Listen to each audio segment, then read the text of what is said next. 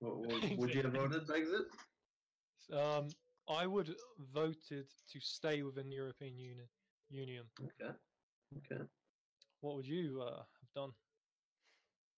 I have no idea because I live in Australia and Isn't it our was queen your thoroughly. queen as well? What? Huh?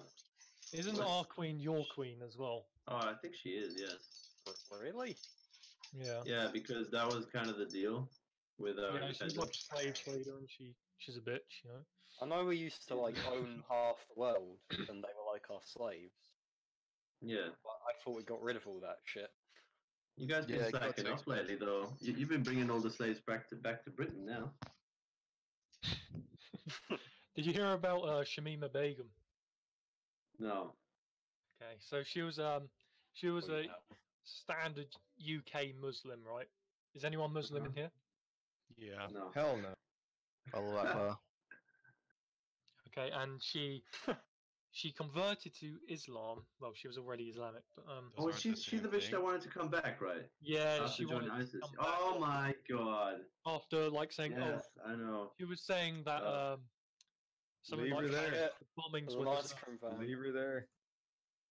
I was at the Converted, let her Manchester stay. bombings, but I was at an Ariana Grande concert when it blew up. Shut the fuck. Did you know?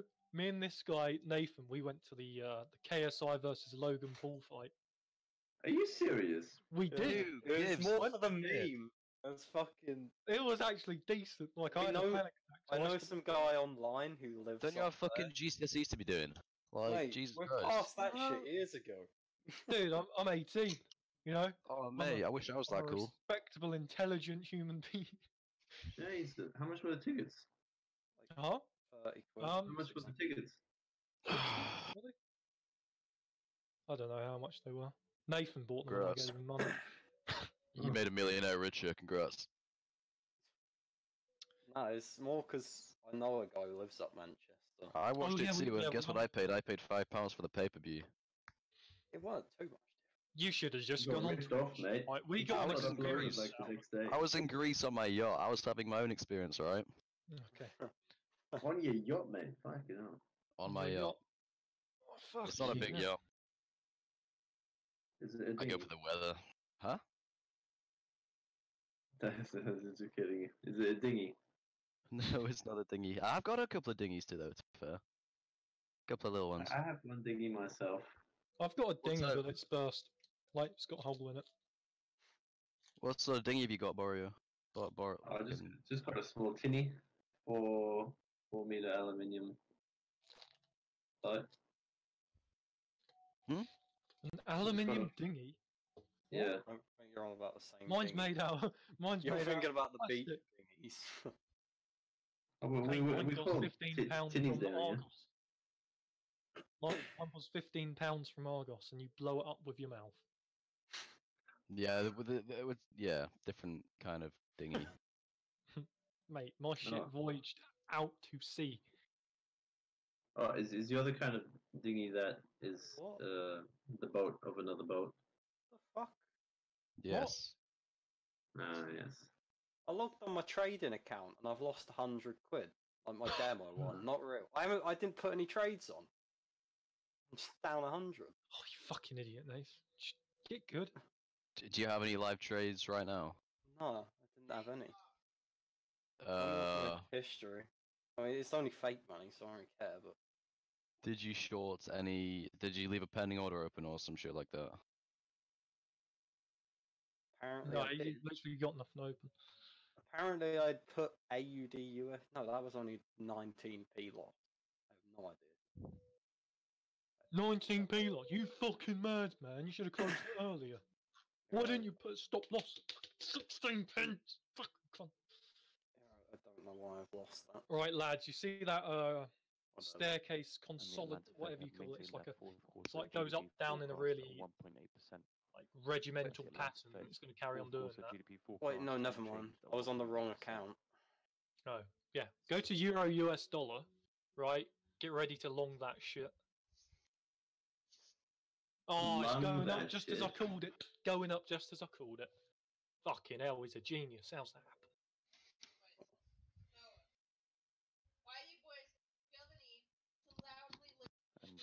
updates here from Cohen. In his testimony, he has Someone's said getting regarding screamed at. campaign collusion with the Russians. That would he be said my that he dog. would not use the word colluding. and Okay, also that's restocking that's quite a not a bit nice back and thing to forth call your trade between President partner. Putin. My He's not partner? sure about the collusion question. Oh, that's Swingfish. I'm not here, just ignore me. Wait, was that Swingfish himself? No. No, it's an Fucking impersonation hell. pass. Tim. How's it going?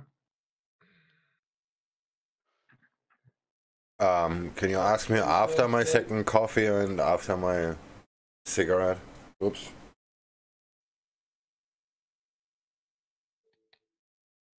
Who's trying to hotbox?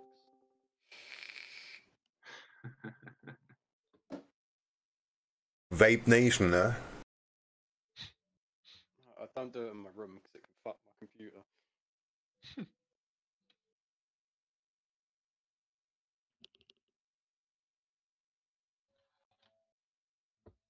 Alright, I'll ask Swingfish about the Fibonacci shit, because he might have like a better explanation. No offense, because I didn't really understand that. Okay, Swingfish, hello? It's on baby pips. Yeah. Baby Pips. Dude. Right. Oh, yeah, okay. I'll This do my man own research. refuses to learn through baby pips. He's like, no, I don't need that shit. No, I don't need that shit, dude. It's fucking. Baby pips. I've been pattern listening to you for the past recognition's all I need. for the past half hour, and I can tell you that you do. Yeah, because you just... All of my knowledge. You literally I've just been said 10 seconds ago asked about Fibonacci. I told you resistance and support, and that's it. That's all I told you. Yeah, I watched a couple tutorials on fucking YouTube a few days, week or two ago. That's where I'm at too, bud. Look, here. I'm on baby pips. And I I'm know I use literally my doing consolidation. Fibonacci right now. But He got that roll quickly. I was waiting for it. I was fucking waiting for it. I was like, is he at the brand again? It just fucking popped up. It was like, oh my god. Right You when I get was it. looking You for it. get it. Yeah, wait, yeah. what? And like how Oh, nothing. on the Chinese currency. It's all good. They said that the US Just objective fucking in that the China timing, dude. currency I agreement saw it not real to have time. competitive I was like, okay. actions. The That's real like time guys were saying Brannigan. The objective Shit. Wait, is there not to ranks have in this competitive Discord? devaluations. Not ranks, That just it is without restrictions. question in the past that China has manipulated Where am I? Am I at like the bottom of the food chain? Yeah, Sort of, yeah. you're essentially plankton. Mate, I'm gonna... Who's SpongeBob? Yeah, Plankton's pretty smart. He's Nice, smart. no, he always gets his ass kicked by by himself. Yeah, He's can't not get smart. that His done. entire life goal is to pursue a fucking burger recipe. He Yeah. doesn't eat. Plankton doesn't even eat. He's literally. Basically a plant. He photosynthesizes Fucking, practically. Right? He gets energy from the sun. He doesn't eat. Fucking madman. Seriously? I didn't Yeah, know plankton don't. plankton. Did you know that? I did not know that. Plankton Yeah, just makes consume sense. light. There was an episode where he No ate a freaking hologram. way. How do you not know plankton? Never mind. Yeah, dude. This Yeah, is- biology. I don't watch all the documentaries, okay? Have you never seen Planet Earth or the Blue fucking planet or whatever? I watched Planet Earth last night. Well, I do I know watched that that shit stoned, it's the cross best. fucking oceans for mating calls. I'll tell you what, a seagull is the most interesting creature there is. Yeah, I love seagulls. Seagulls are fucking annoying. Have you ever? I've been shit on by one.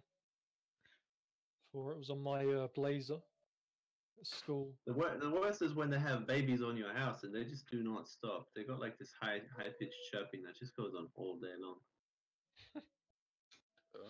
I'm so glad we spoke about that. I need to put on some weight.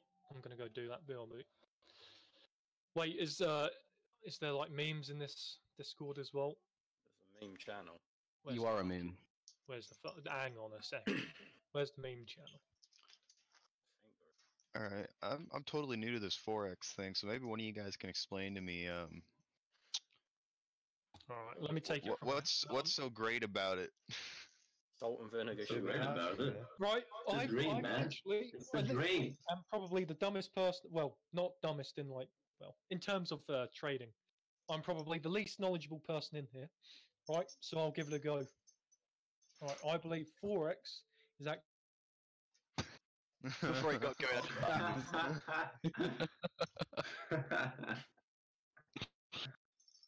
Beer bongs. who did that? Hang on Uh, a second. It was Octo. Octo. What? Octo, how could No, Dude, it's come me. on, man, that's not fucking I'm fair. sorry. My mistake. You kind of saved me there a bit as well because I was going to just say a load of shit that didn't make sense. Yeah, I'm a Oh, good guy. yeah. Really? Yeah. Astonishing.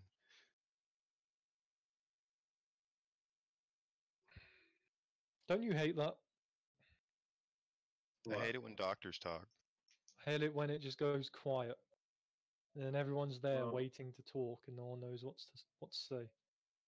Just don't sing. Are you one of those people, are you, huh? Just you can't enjoy a bit of silence, a bit of sexual tension? No, I don't enjoy it. It's This is a feels like- lot of sexual tension. too much tension. Yeah. I like Right, it. lads, tell me. It's Right, I'm a happy fucking to noob. be. Right, tell me to go to any stock. Right. Okay, just say a stock. I'll go to it, and I'll predict what's going to happen. I'll do it 10 times in a row. Alright, what's gonna happen to the pound Aussie? Pound. See, let me get up. That's not a stock, it's a derivative currency pair. Okay, right. I know, but I was assuming that he thought that's what. Yeah, He doesn't know 4x that. fucking whatever. I don't. Get the tea What do you mean leaves. what makes it derivative?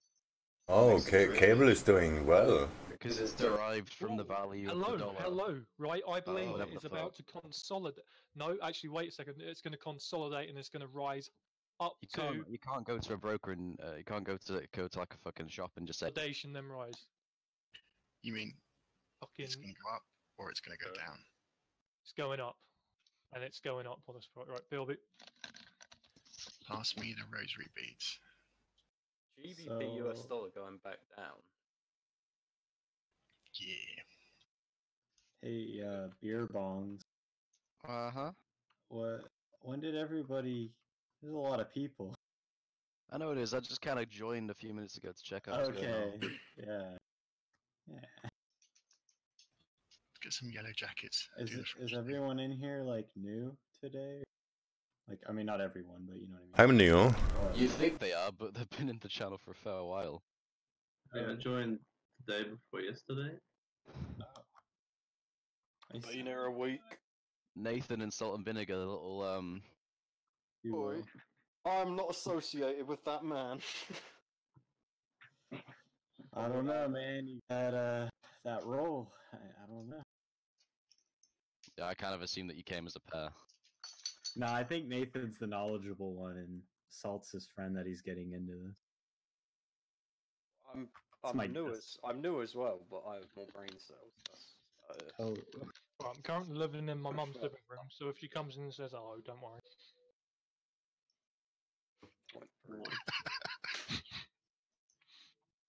Okay.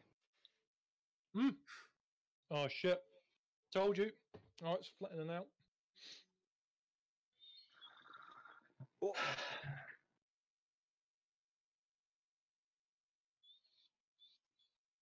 I think Swingfish put 1% on this shit. Fucking long. just made 3%. I'm I'm gonna right. short the pound Aussie now. Wrong. You're right. It could potentially staircase downwards, but trust me, it's gonna fucking stabilize.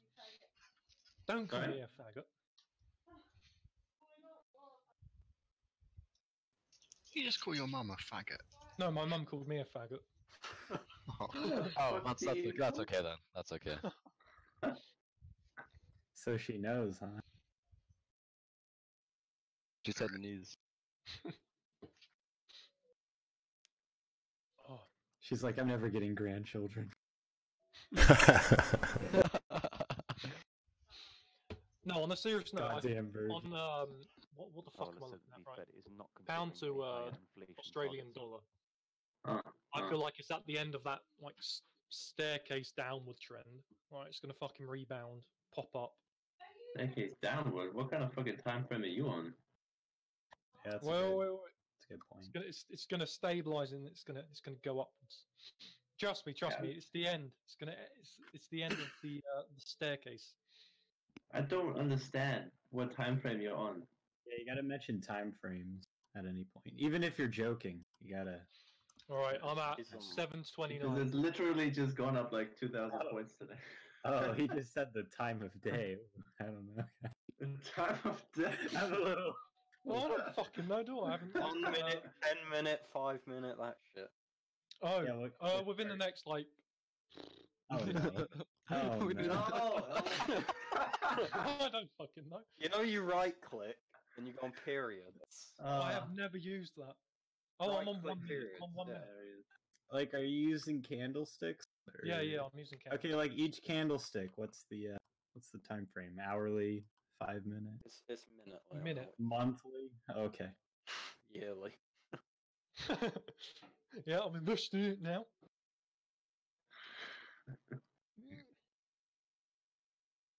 Yeah, so baby pips is pretty good. yeah, but I've already I got it on a tried- minute time frame. I don't need to know what you mean by it. I just need to know that it's going to go up or down. Realistically, Minute that's what it all time comes frame you were down. is- psychic. So I've got this martingale bot. Or do you want to buy it? No, I'm good. Okay.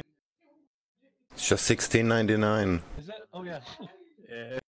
Promotions bannable. Beer bongs fucking ban him. Whoa, hang on a second, mate. You better give that to me for free now. Why is it? No. Thraxel, I can't defend you at this point. He's right. Wait, what? I What, did lads, I miss you need to something? you need to long right on pound to dollar, pound to Australian dollar, GBP to AUD. Right, you need to long it. Swingfish, what do you think? Fuck, quick, do it now, quick. Just trust me. Right, Trust me, brother. just I do feel it. like that's a very bad idea. Stick like 0.01 lot on it, then just for the band to. Well, fucking- they Hey, use now, real money. Yeah, I know. Wait, what? Yeah. No, I just mean like if you're talking like him, you might as well use a Martin. You know, just up or He's down. actually got a fair point. Yeah. It's like He you're knows trying to what the offer cards give martingales. I'm like, hey, you don't really care about anything. You just, you might make money. There's a chance. I mean, I've lost 4 trades by a small amount and got like 35 wins. I don't know if you call them wins and losses in this fucking thing, but you know. See, now, you if bet on you're the using my football. martingale, Actually, no, I probably got more than 35 wins. But, I don't know. Wins on Fortnite. Yeah. I got like. What is my win rate on that? I'm gonna go check. I haven't played it in so long. your 10 risk, 1 reward. I used to have like a 40% win rate in squads because my friends were good at it. You know. But You're the I got sniper, are carried. you? Are your friends all little kids? Yep. That sounds dodgy. No, Nathan played it. This black guy. Nathan, are you Is doing this Nathan a against your little will? kid? What? Lads, you need to long fucking I'm do it. Just do it. Fuck it. Do it. Just trust me. Do it. It's gonna go. It's going up. It's gonna do it. See what I said? It would consolidate, which is what it's done now, right? So what's next? Right? Yes. If you look at the fucking pattern, oh yeah, it's gonna staircase downwards. But then look at the fucking resistance, mate. It's gone. It's gonna. It's not. Fuck the support line. It's not going below that. It's going up. Right. Come on. Well, it's just hit the resistance. Fucking long it. Right. Valium. What the fuck? My password got saved as my username on fucking IC Market. So when I went to log in, it just said my password. I'm on that shit. Okay, I get the rules. Don't believe you. Do a screenshot. I mean, it's demo account of 0. Wait. What? What do you mean? Did Oh, you just next put your time. password somewhere? What? Actually, my account just got approved. Oh no. I'm not putting money in it. Fucking- Yeah, but it'll still have. Oh, look, it's going up. Okay, right. I'm negative 7 pence right on my demo account. It's from gone this. up by like Who's, a couple It's points. dude, it's gonna go up like 4,000 pips. Trust me. Right. 4,000 pips. Yeah, 4,000 pips. I'm talking real. Like, fucking 4,000. No, realistically, I think it's gonna peak somewhere at like. It's gonna Sound go like up one of another. them YouTube strategy videos. Why don't you 50 long it? pip Why day don't, right, you can trading still strat. long it and make money. Trust me, just do it quick. Alright, I'm along it. Oh, Oh, it's a bit late. You could have already been in the profit. Uh, Yeah. Fucking hell. No, I do not like turtlenecks. Look like Steve Jobs. after he died.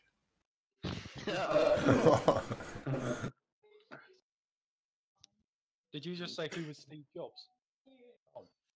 Who's that? Is he a politician? No, Like, no. is Pretty your much the mum inventor of fucking- Microsoft. Your mum doesn't know who Steve Jobs is. No. I can understand where you get it from now. Hey, I'm not wrong on the fucking graphic. No, I know, Mum. Okay.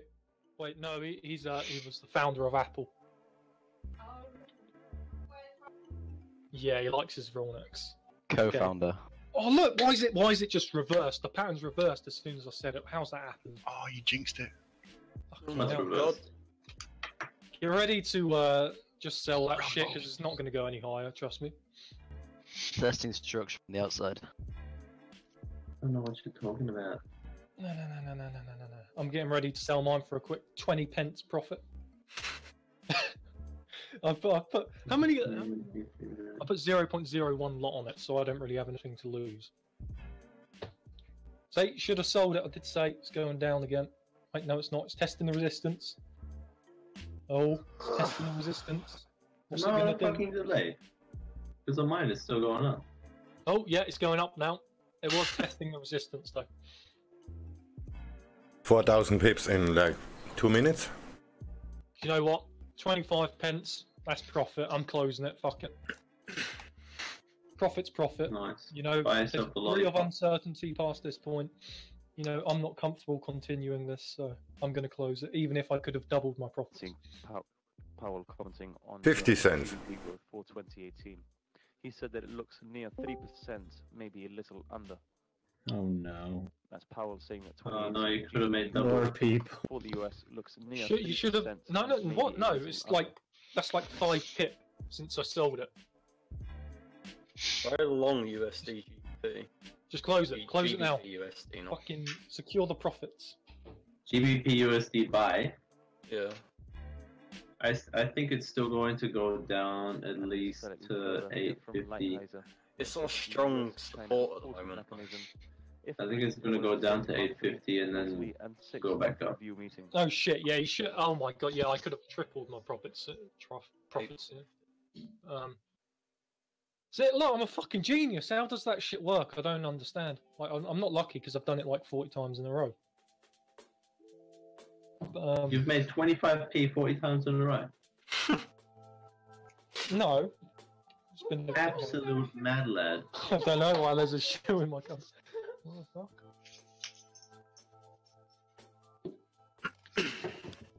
Are there people in your family that smoke meth?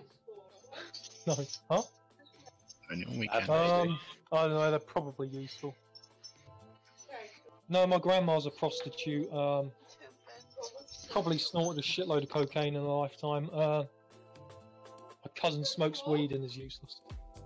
That's pumping up a bike tire, Mum. Nice. I don't have a bike, no.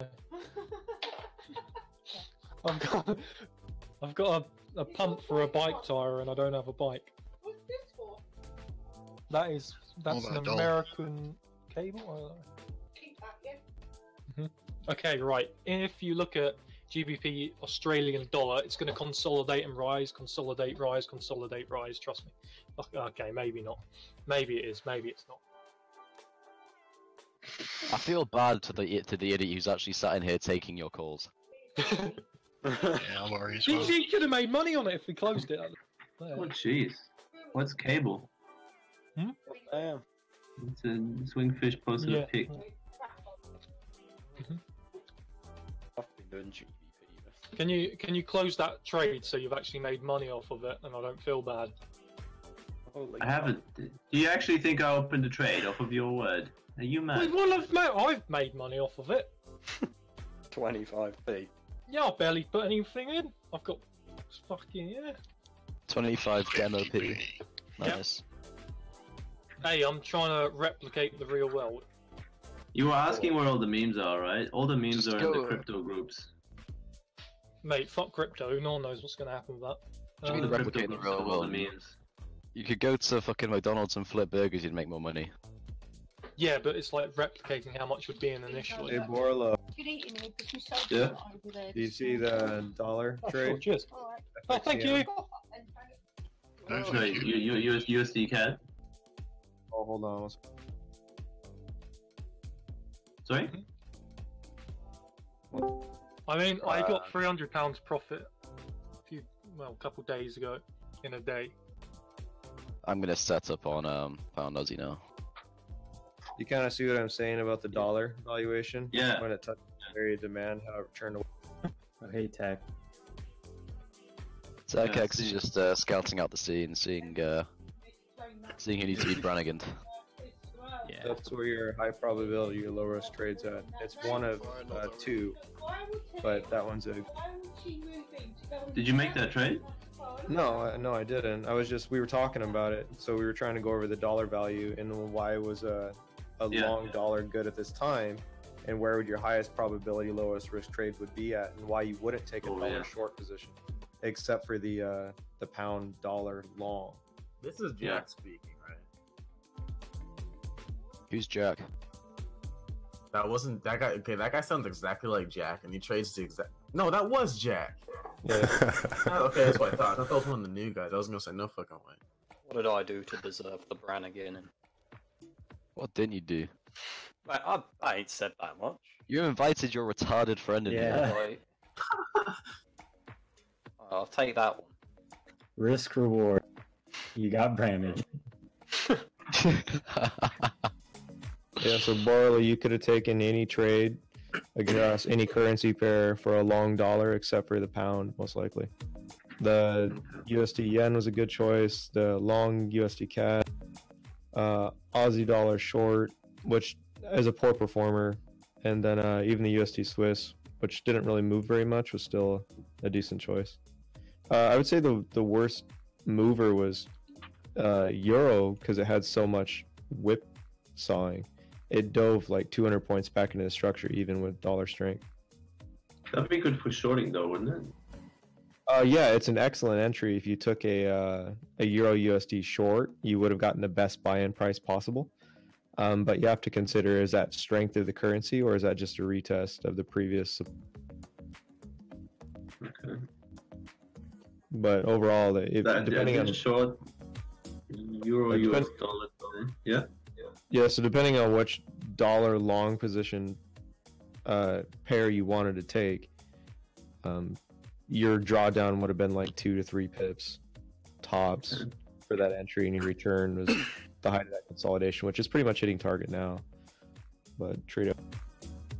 Just Yeah, I still need to get into their fourth quarter GDP to more knowledge about long trading because basically today was all short trades for me. High goods trade balance They went well.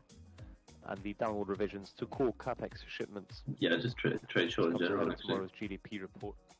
Yeah, I think we have like another 3 pips to move for a target price for the height of the consolidation, but ideally you'd want to trade it to supply, which is still halfway there on the dollar strength. Yeah. Just saying, you can take this as one of the outs. Consider it if you took the long dollar. Yeah. Cheers.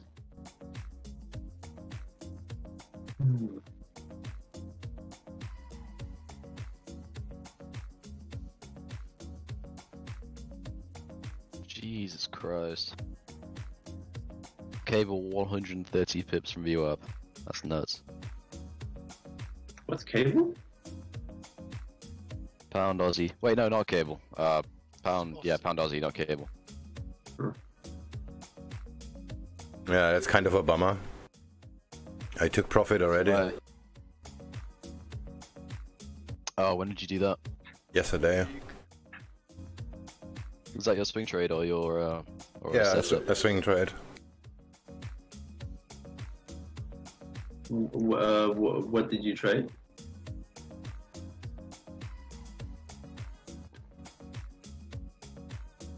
Did my friend get kicked or did he leave? No, I moved him. I got a bit bored of listening to his mum screaming at him. Push to talk.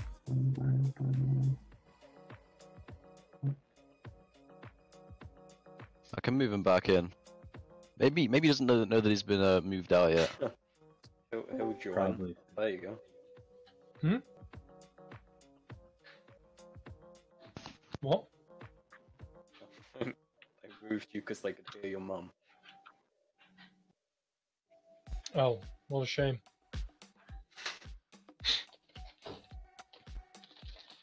Alright, I'm leaving now. I will see you later. Catch you next time.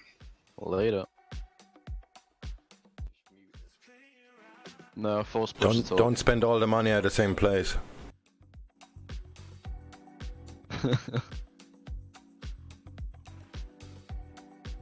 Yeah, he needs force push to talk. Alright, he's cool with me, so see you later. Alright. Bye-bye. Bye.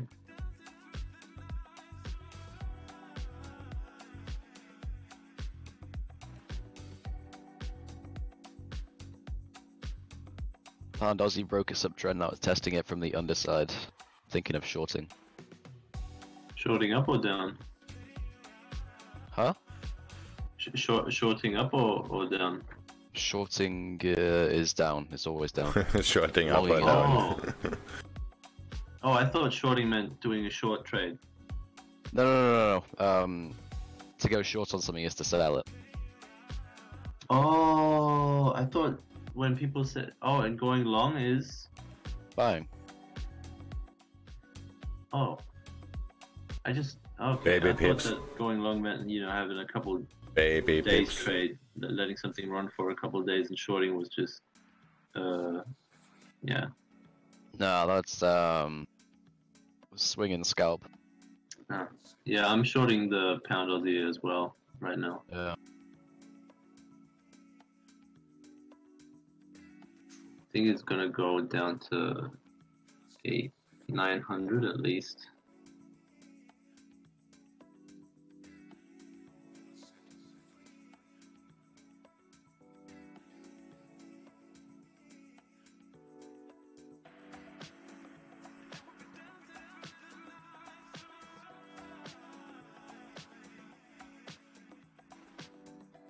Got a feeling it's going to sort of creep up to around about the 186,815 level, and then drop. 186.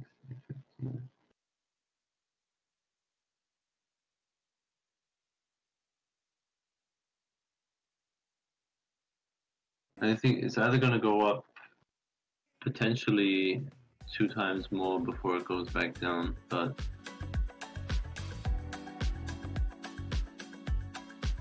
it's worst case scenario. Well, it's completed its uptrend movement by the looks of it. Made a lower low, failed to make a higher high. Yeah.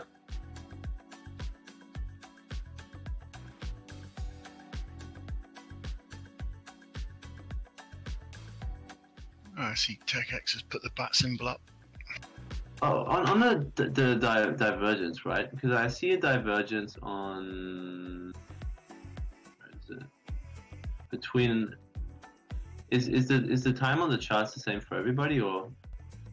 What do you mean? If I say 11:30.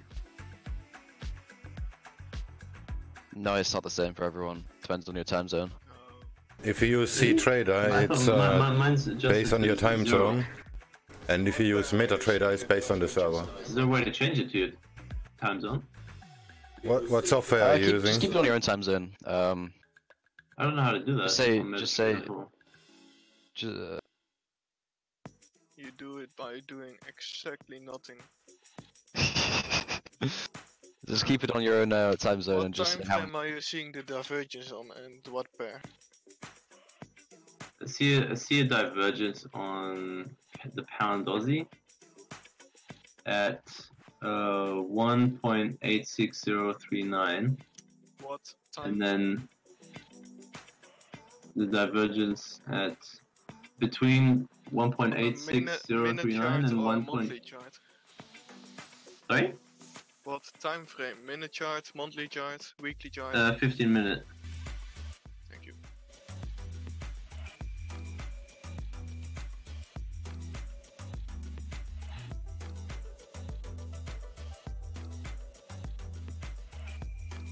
There is no divergence. You mean where it's at No. right now? Am I reading it wrong? No, not where it's at right now. Just about. No, let me see how many hours back. 1, 2, 3, 4 hours back. Really, it hasn't made any lower lows. It's just now making a lower low on your divergence oscillator, whatever one you have. Does the divergence? I thought divergences come from if you read it with the RSI and momentum, don't you? No. If price is wait, higher, Lower lows and higher highs, that's all it goes is. lower. Lower lows and higher highs. I thought a divergence was when the RSI and the chart invert in terms of lower lows and higher highs. Yeah. So if we're making, like right now, we haven't made a lower low, but on your oscillator, it should have made a lower low. That's a bearish divergence.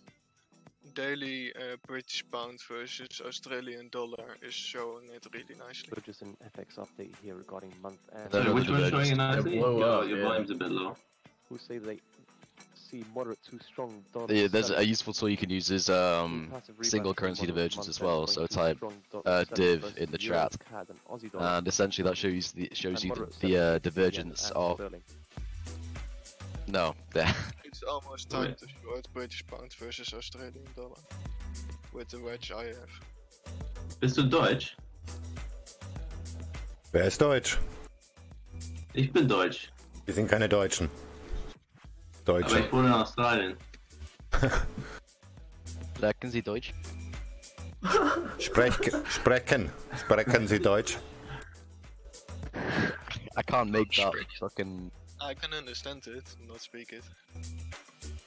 What are you? Are you Austrian? Dutch. Oh, Dutch. Of course. Cool. Wait, so how do I do the div in the chat? Is it with the Explanation mark div. Oh, exclamation mark div.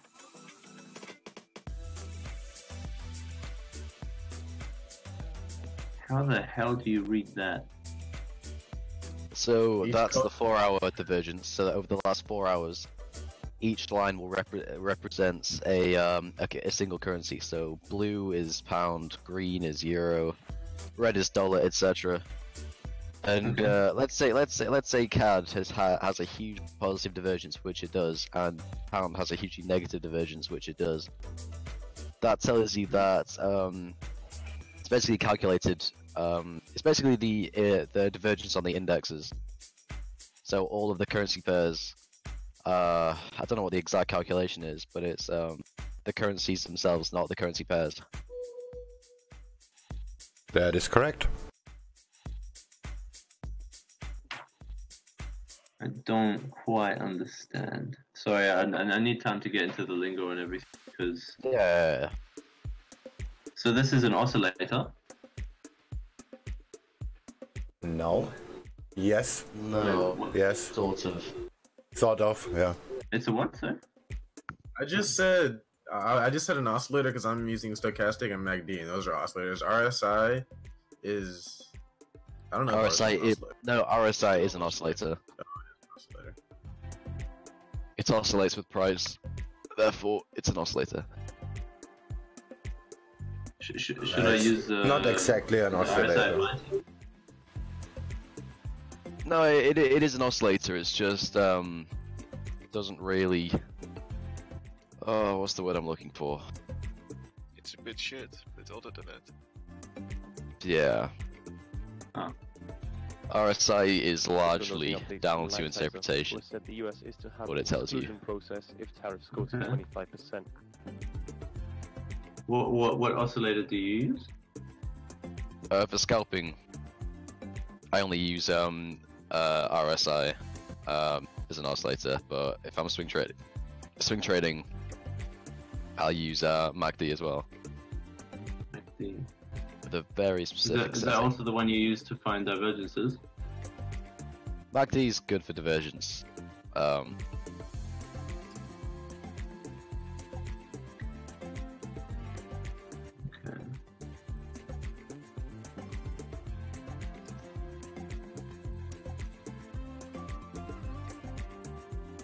Do you trade full time?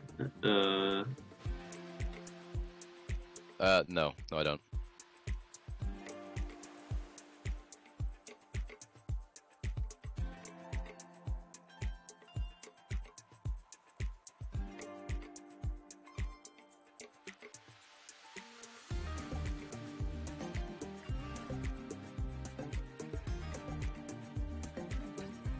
Jeez, it's quiet after that one guy left. Huh? It's really quiet since the other guy left. Yeah, salt. Yeah. We're actually talking about trading now. It's great. Yeah, he's fine.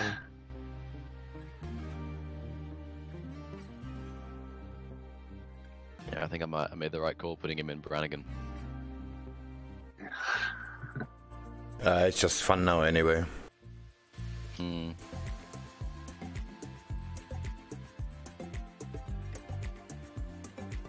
That's a sort of chat room that you should have at the weekend. Yeah, sadly we don't. Because everybody's too fucking lazy. I'm usually in there by myself. So. Yeah. At the weekend, let's go I'm do something. usually looking at Jack in the chat. I'm like, oh, Jack's in there. Just looking. Let's not go in there. Yeah, pretty much.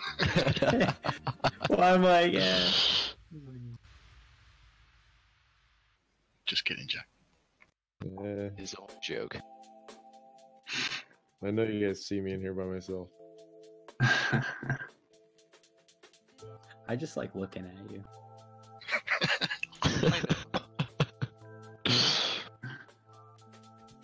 I did well today though in the trading, except for that big loss in the CAD. Everything else. Powell has said that unrealized losses on the Fed's balance sheets do not affect policy. I'm up 1% That's today. Fed's Powell saying that unrealized losses on the Fed's balance I'm sheets up do not affect policy. 1.8, but that's only because I closed the hedge. Mate, that was a very messy hedge. Because I hedged, then left it for like 2 days because I just could not be asked to do anything about it. One sec, I'll try and find the chart. And Powell has gone on to say that You're still in the hedge? partially insolvent. No, I got rid of it. Oh, okay. In profit. Look, one sec. Copy.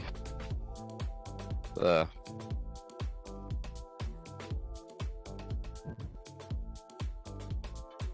It's all numbers. Looks like a huge loss, but it was a moderate gain.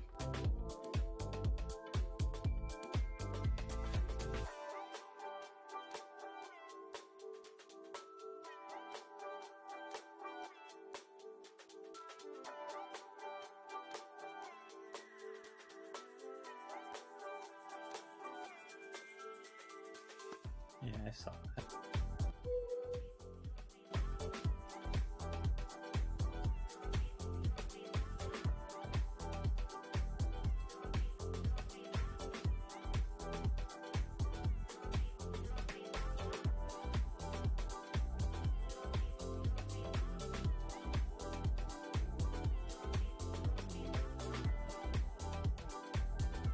Oh, Swingfish is live now. Uh-huh. I haven't watched any videos yet. I will over the weekend. I think I made 1.2% today.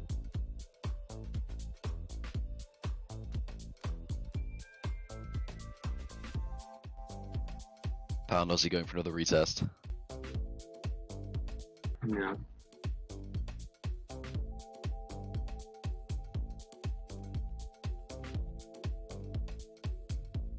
Eds Powell seems to have repeated something that we had before, saying that they've worked out a framework of a balance sheet plan and they hope to announce it soon. And Lighthizer said that impairments of exports import bank in the US. Yeah, negatively 1.28% affecting US today. exports and jobs. Nice.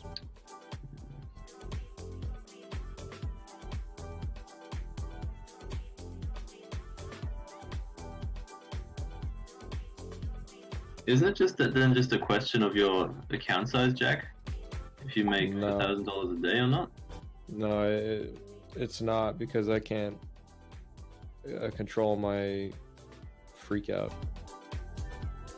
Yeah, I've been giving him counseling about that. It's true, man. I can't handle it. My stomach just sits here and just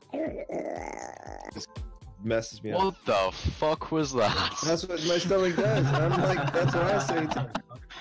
Sounds like the fucking aliens from Alien vs Predator. Yeah, man. My stomach, my armpit sweat. You know when they burst out the stomach and then just make that sound? Yeah, it's man. Jack trading. He's just behind you. Book again. The subtle out of not giving a fuck. Well, it's getting better. My heart's not racing nearly as much. I'm not sweating as much. My stomach's not gurgling as hard. So I'm slowly acclimating to. How are you For those doing it? interested What's your on the meth? UK political front, it seems as if I took the Swingfish's advice about my has been entries, and I started suspended, changing pending an where I investigation. place my heavy leverage on my money management, and I started putting positions on where the low risk, high probability trades are at, and I'm getting immediate turnaround rather than being in a trade for 3 or 4 hours with drawdown, and then for it continuing. I'm able to walk away from the charts now without having to stare at every tick, trying to hope it's not going to turn around on me and head down on an already losing trade. Well, nice. Nice. It's improved my profits. My profits have gone up. You know, I'm maintaining the percentage returns. This week's been great. Doesn't mean I still don't make bad trades, because I obviously made a stupid one today and lost, 270 points plus 5 pips on a heavy leverage, but I was still able to make back all my losses plus some because of that higher time frame position entry. I just thought it was going to take off early and it hit me.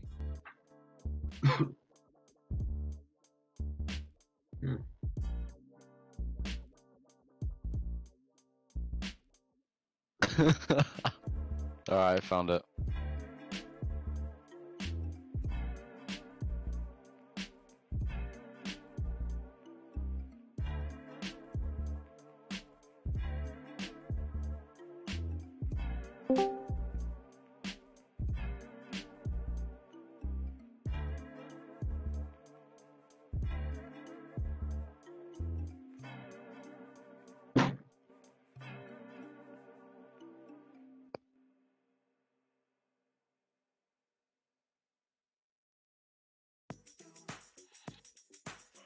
He came off Discord because he ate too many Maltesers and felt sick. Watch that video. It wasn't because he was sad about his mum calling him a faggot, was it? Maybe.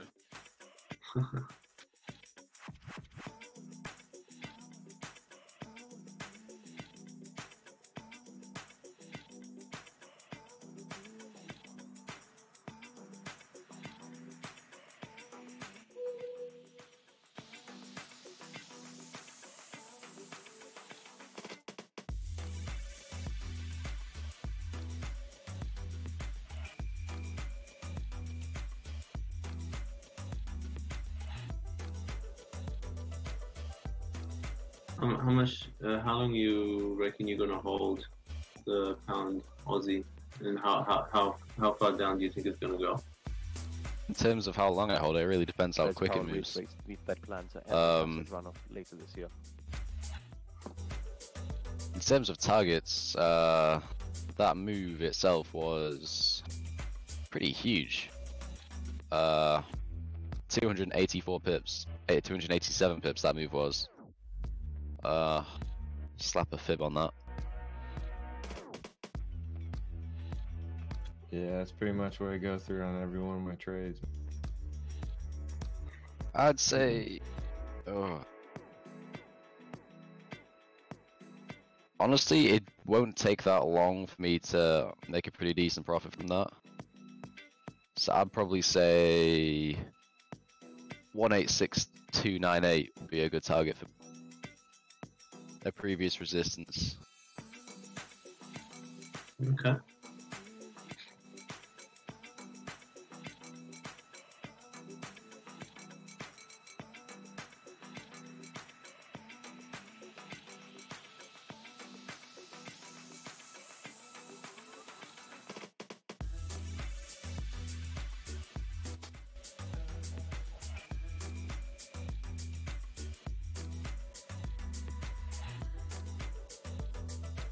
I'm just gonna set some targets and just leave that to tick away. Yeah. To be fair, it's already broken. If it makes a lower low, I could hold it for a fair while. 185033 is actually a really good target. Trade representative 1.8503 is a really good target. Yeah, that's where I was aiming for as well. Previous support coped with confirmed resistance. It's probably not intervening in markets to make its currency weaker. But that's a very, very long way, They're so... probably manipulating the currency to strengthen it right now. I got coffee. What time is it where you're at right now? It's 5 in the afternoon.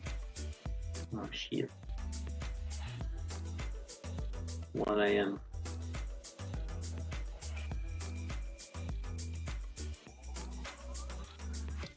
Yeah, it's dropping now. It's broken its consolidation range. Made a lower low. Tested structure from outside. This looks very bearish.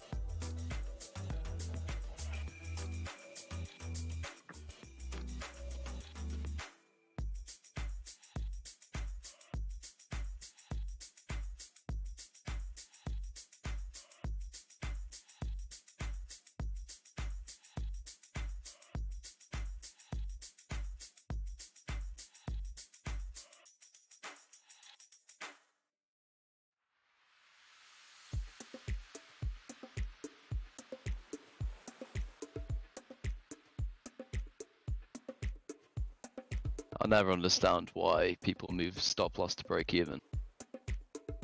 On swing trades, it's kinda. I think that can be done. Yeah, you can do it for sure, but it makes no sense. It makes more sense to just cut down volume to cover your losses. What do you mean cut down volume to cover loss? Scale out. All right, let's say let's say that you short 100k from a horizontal resistance. Okay, it drops 100 points. You're 1,000 in profit. What a lot of people do, they'd move their stop loss from a loss to break even, which would be that resistance. But what can happen there is you can lose the trade. Yeah, I do that all the time. While still being correct. Yeah, I do that all the time. It's horrible. It's wrong. You just shouldn't do it. It makes no sense. You're right. Dude, totally. Moving your stop loss to another, just above another level of resistance in profit, on the other hand, does make sense. But moving it to the line where you sold just doesn't make any sense. It's not logical. Yeah, I get ticked out all the time on my trades and they move in my favor. It robs me of a lot of opportunity, more than it does maintain.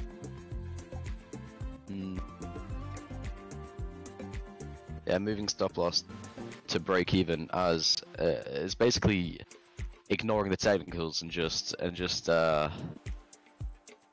solely basing your decisions on the cash value of your trade or whatever. It's just ignoring technicals to do that. It's ignoring your own analysis.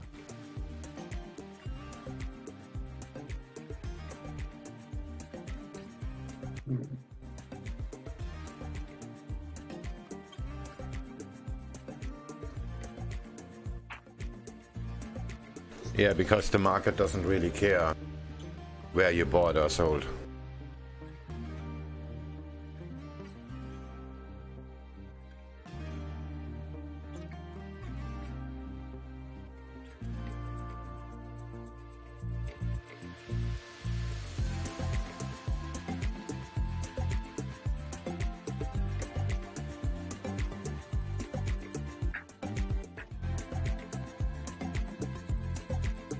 there's nothing more annoying than getting stopped out of a trade where you were actually correct.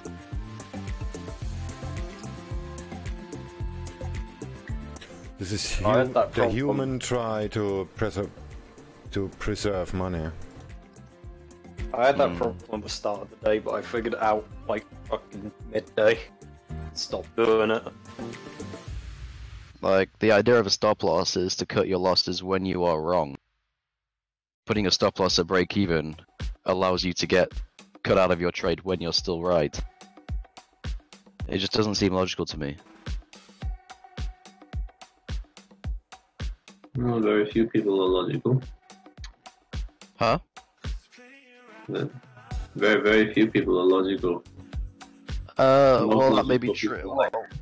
Nobody's 100% logical, but while that may be true, you can still do logical things.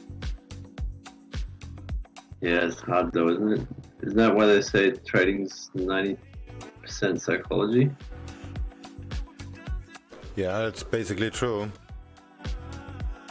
Well, people tend to excuse themselves by just saying, okay, it's a free trade or something like that.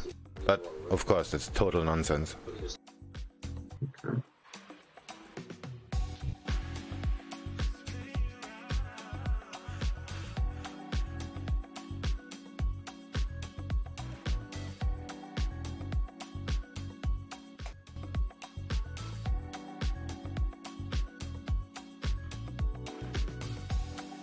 This pound Aussie consolidation is taking way too. Yeah, I'm gonna be up for a long time. I mean, it's not really gonna move very quickly until tomorrow. You know, London's closed, Australia's closed, New Zealand's closed. It's not really being traded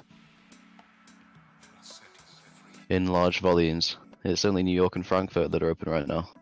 Mm. And Frankfurt's closing soon, so. From here on out, it's pretty much just algos fighting.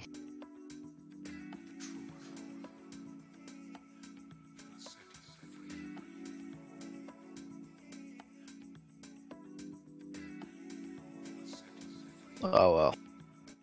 It's gonna New be York. very short on British pound soon, though. I'm already in. A bit soon. It is a bit soon, but I've got plenty of orders stacked up on the way up. Oh, you do that as well? Huh? With a swing trade? Do you... Wait, well, what do you mean by plenty of orders stacked on the way up? I've got lots of sell orders stacked up on the way up. Each one bigger than the last. Scaling in. Oh shit, I do the same thing. Wow. Nice. You use the RSI? Huh? You use the RSI for that? You can't really use RSI for order placement. There's no such thing as overbought or oversold. Sorry, there's no such... No, let me turn your volume up. Not Is with this currencies okay? anyway. Is this cool? What? Oh. Yeah, I can hardly hear TechX for some reason. It's really quiet. Oh yeah, I am really quiet by myself, so... But there's no such thing as overbought or oversold. That's just nonsense. Oh. It just worked because too many people believe in it. It's not really a thing. I mean, if you say that, you could say that for so many things. Like, it works because people believe in it. You could say the exact same thing for the dollar. There's nothing backing it. There's no gold, no nothing. Yeah, it's true. That's true. It works because people believe in it. That's how value That's works. how markets work. So that's the only reason anything moves when the RSI gets triggered, huh? These days, value isn't tangible. It's not physical. It's only valuable because people believe it's valuable.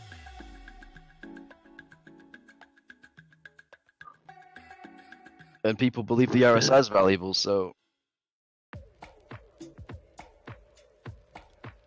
There's an actual what's conversation going on about break even.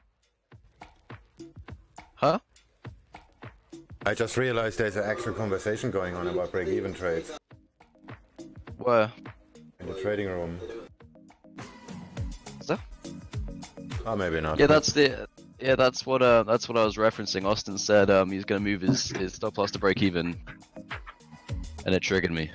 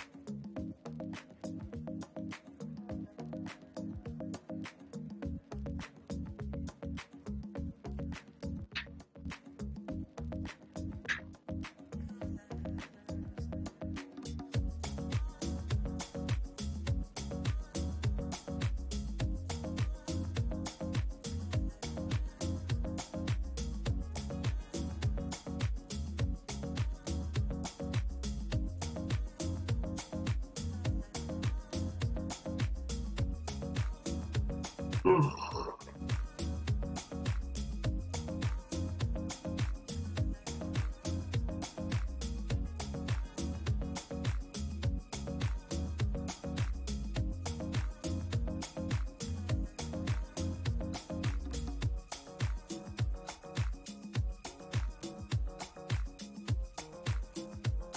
Swingfish is basically summed up why break-even trades don't really make any sense.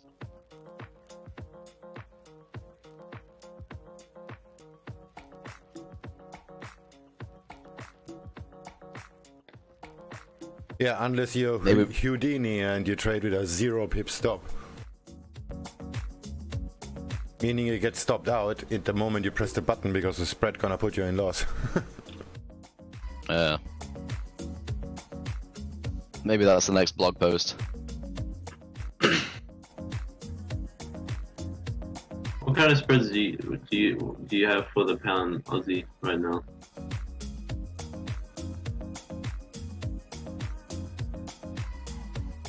Mine's at 19 points. 19.9 pips. Which pair? It varies per pair.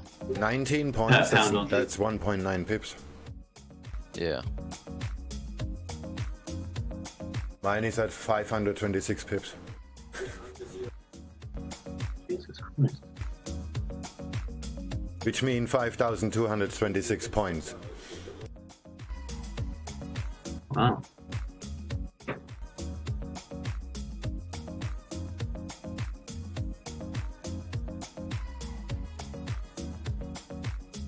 Well, the USD JPY trade seemed to work.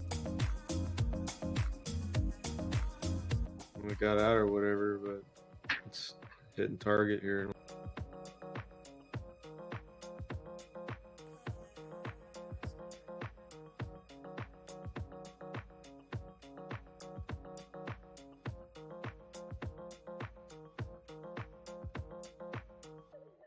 Probably scaling on pound. And seeing some updates here from US Trade Representative Lighthizer, who says some in China legitimately want to reform intellectual property regulations. That's Lighthizer saying that some in China legitimately want to reform intellectual property regulation.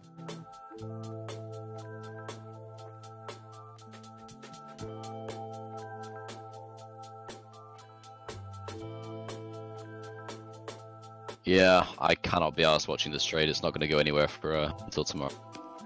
Gonna pay the swap and hold it. Welcome to the US session.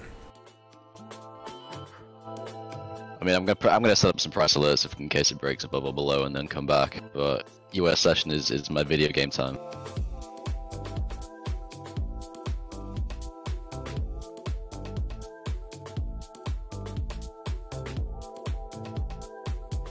Further from US Trade Representative. Just price So alert during the US session, they trade mainly US currency. No, I trade nothing. Better trade nothing. You trade Generally nothing, why is speaking, that?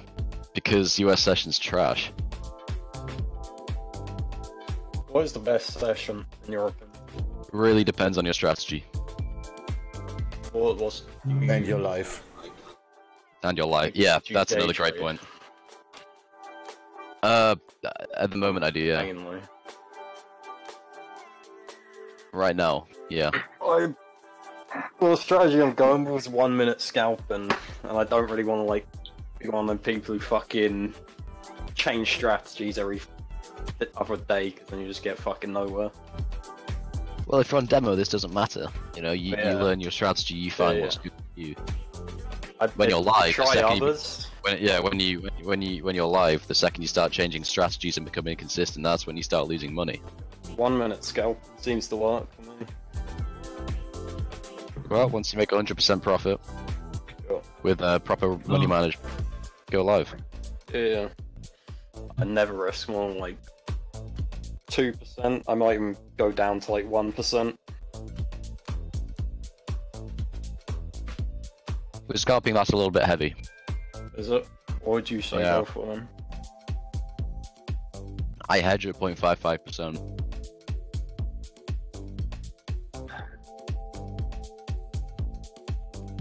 I might down to 1, because 2 has been working for me, but yeah, them losses do hurt. I think I can handle 1. Oh no. I'll just test a few.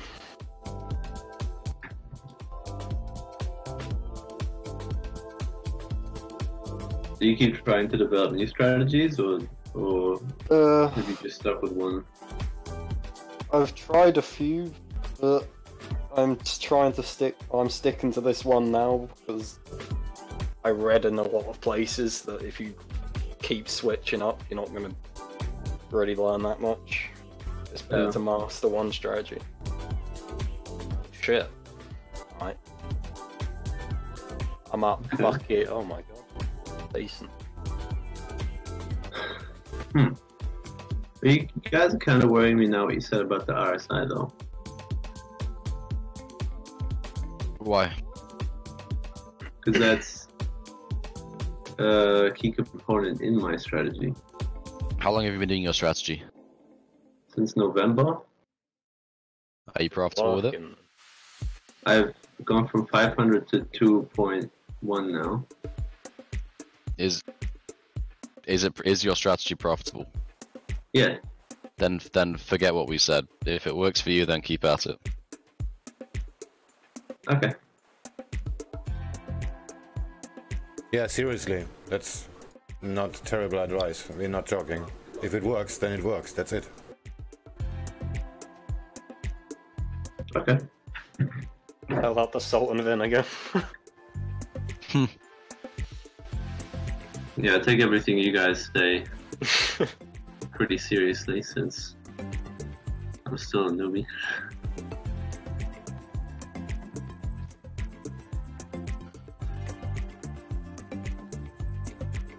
Main problem I have at the moment is exiting trades at the right time. Pardon? What? Main problem I have with 1 minute is exiting at the right time. Because you have to be like pretty quick, pretty accurate with your prediction. Yeah. Does anybody think there's another strong dollar push coming? Like a big...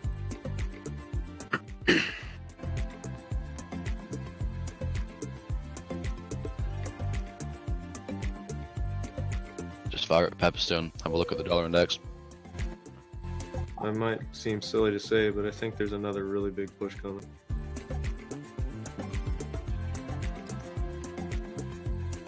If it breaks this level, I could see it doubling and tripling this move that it's made.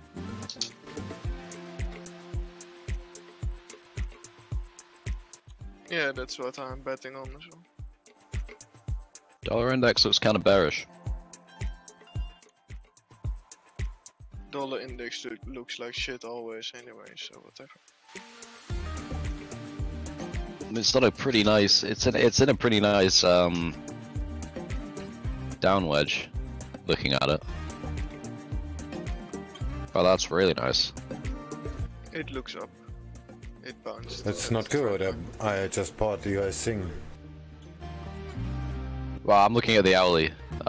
Jack generally trades larger time frames than us, so I'm looking at the hourly for reference. But that's the dollar index on the hourly. We have the same, basically. Looks up. What's happened to your background? We can actually read your chart. No, this is my Pepperstone, not my C-Trader.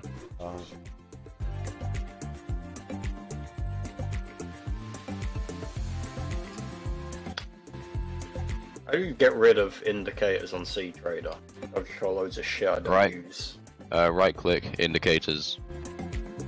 I mean, no, look at the right of your, left of your chart. Below, indicators, algos, there's like a little shape symbol, and just put an X. My chart. That's just my, Yes. I'm on the website version. Download it, you pleb. I have it, it's just fucking... I couldn't find stop loss, so I just fucking went on the website, right there. How can you not find that? I don't know. Couldn't see the box. It's the most straightforward program I've ever seen. Yeah, forget finding a stop loss. You need to search really hard for some credibility now. You're in a bit of a hole.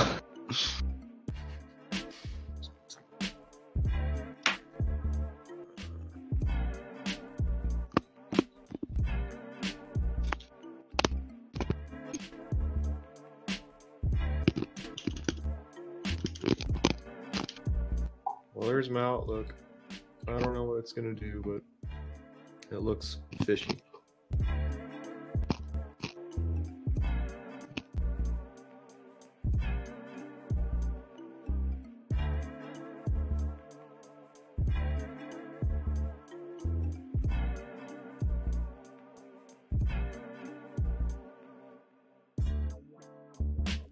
Oh, figure it out.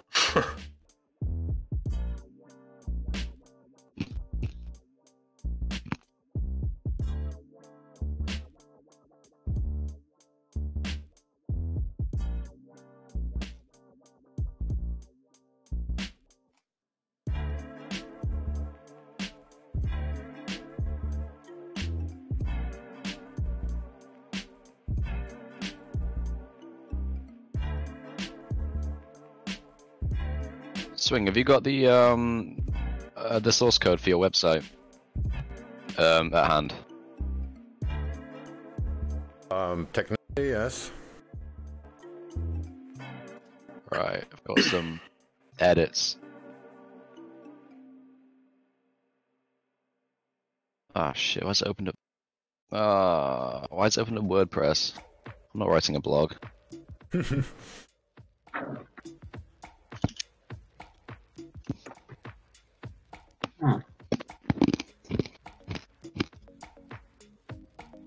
I mean, I like ASMR, but beerbongs, whatever you're eating, it's annoying.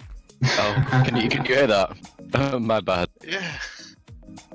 Got some mids imperials. You're not meant to chew them, but pretty good. I'll put my microphone further away from my face. If I could, I would have put you on.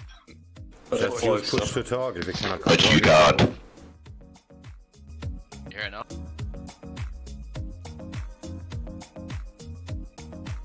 This is gonna get good real quick.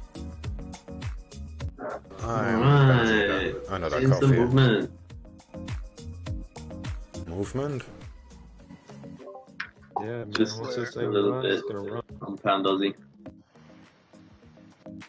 Up.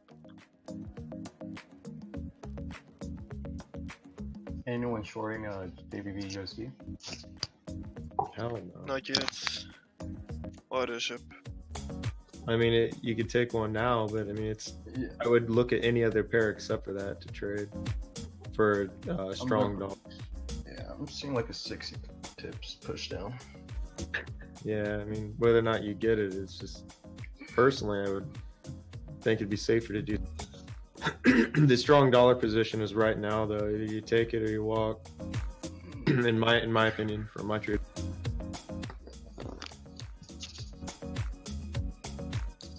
Some yen pairs are also going for a down move, it seems. So. Yeah, I went with the CAD. I'm not sure if that's a good decision. Get yen.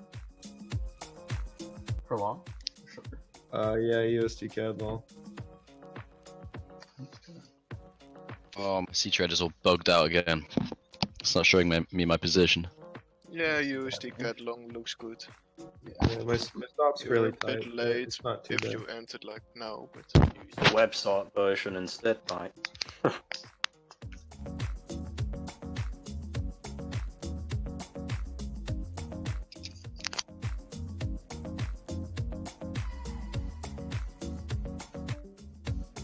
See if Aussie yen breaks below this horizontal support.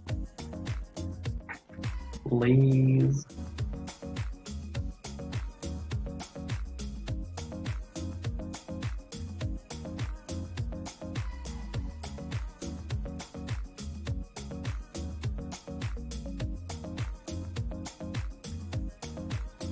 Yeah, a bit of a rejection.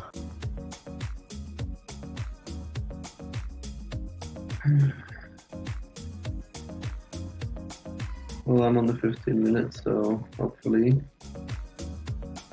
that can change. Looking at the volumes, it's so dried up. I don't like.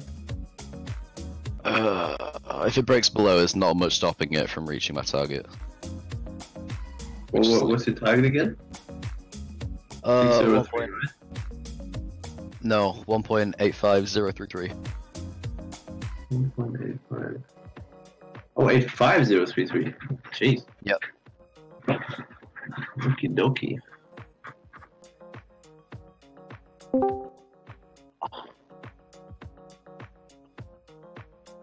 I think my speculation might be too early. I don't know. I hope your speculation is right. I know, right? Because I bought you a thing.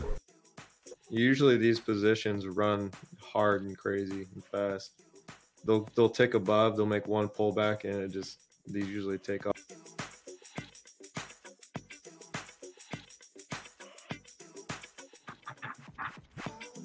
On support right now. Rejected. Shit.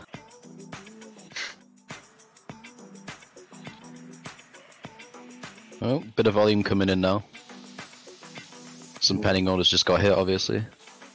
Yeah.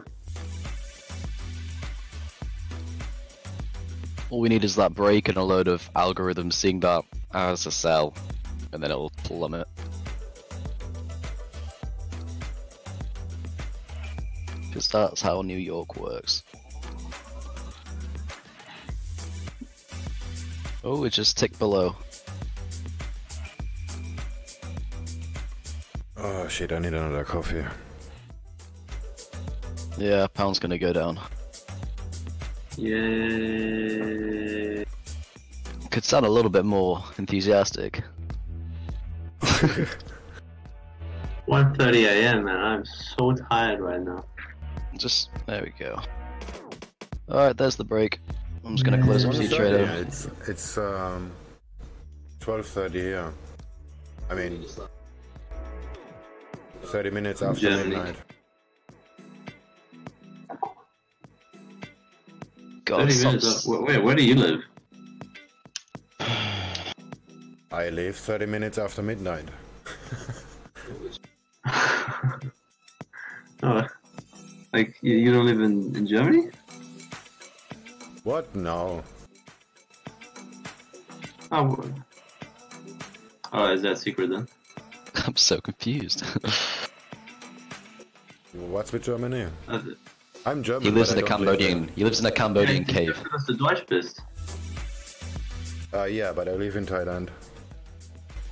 Oh, in Thailand. Cool.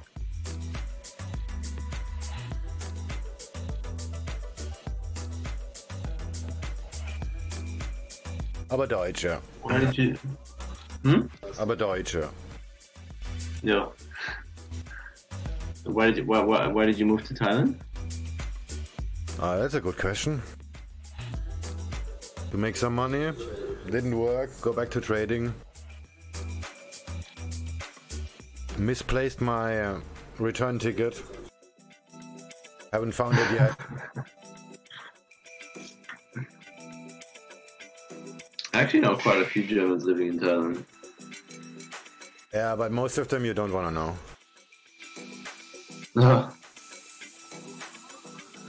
I'm living in Thailand since 16 years, and all the Germans I have met, only 2 of them are actually normal people. Oh yeah, really? Hmm.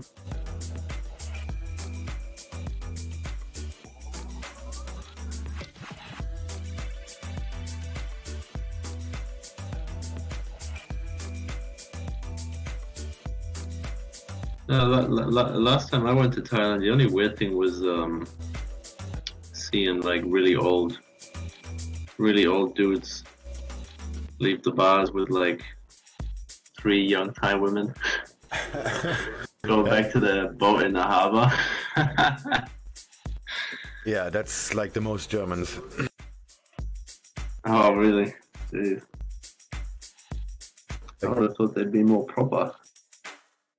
We're back in a second. I need another coffee before I fall asleep. Yeah.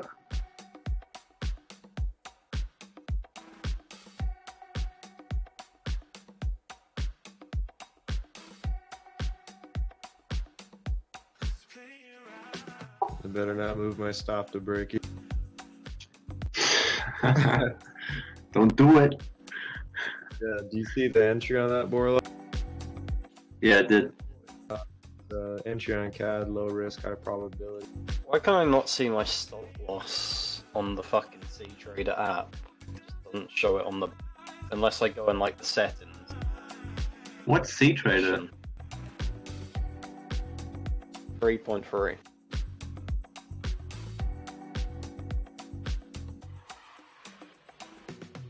I placed an order and all the stop loss and stuff, but I can't see it on my graph. That's odd. That's another reason why I was using the website as well. It just seemed weird. It was like...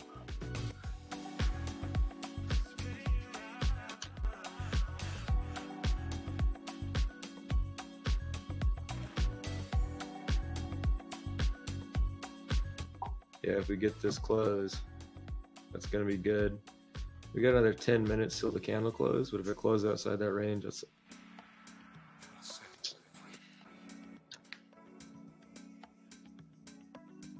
Yeah, it's looking good.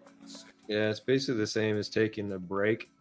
Remember how we talked about the poor entry? Yeah. You can always go down to retest the previous demand, which is actually the lowest low, which is your highest probability, lowest risk. But on a trade like this, I mean, the odds of you getting a retest or a throwback or kind of... How low do you think GBP US dollar's gonna go? I wouldn't even touch it, man. I'm so away. I think it's definitely gonna go back down to at least 870. But after that, I don't know. I mean, I'm only 1 minute, bro. On the 1 minute graph. Yeah. Don't know about that, but definitely gonna go to at least 900.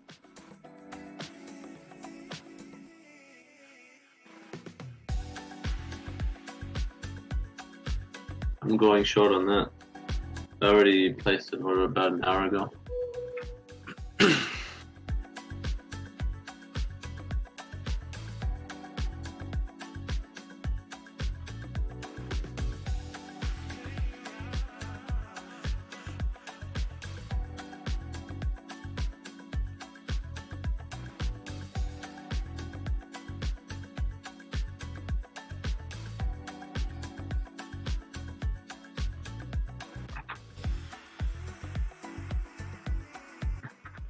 It's really fucking annoying not being able to see my order on my graph. Why is it doing it?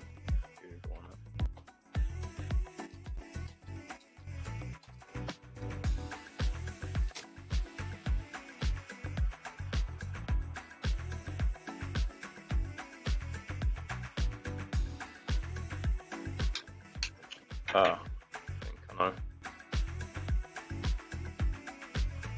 This is gonna be such a long night.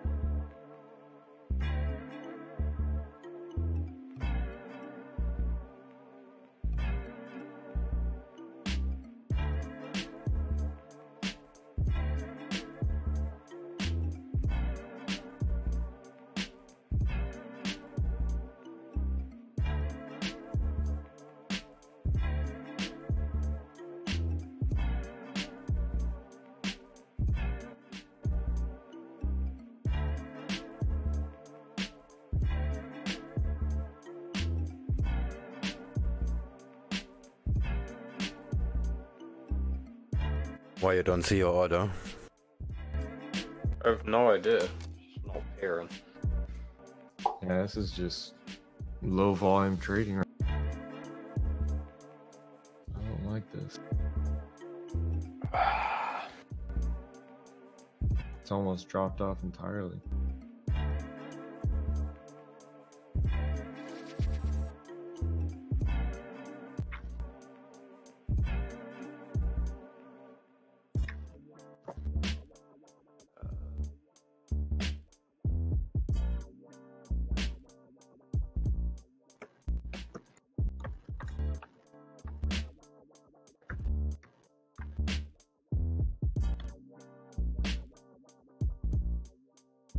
Why can I not see my order?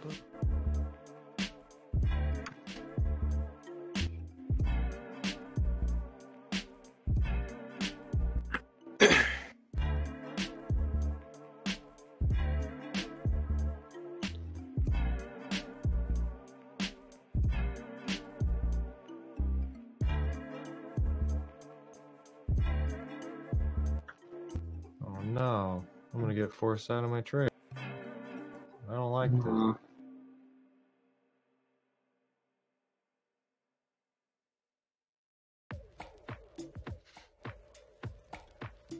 At least you can see your trade on the graph.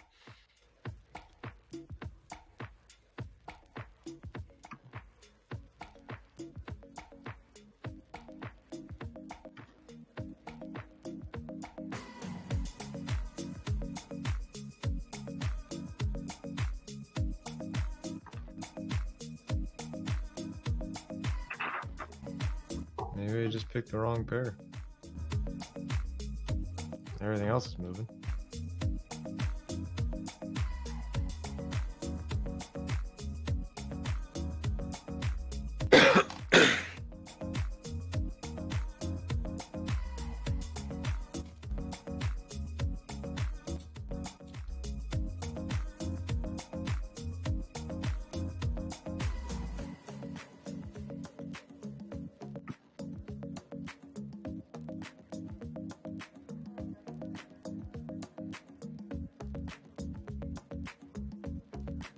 No. If it closes below, I'm gonna be in trouble. Nasty cat.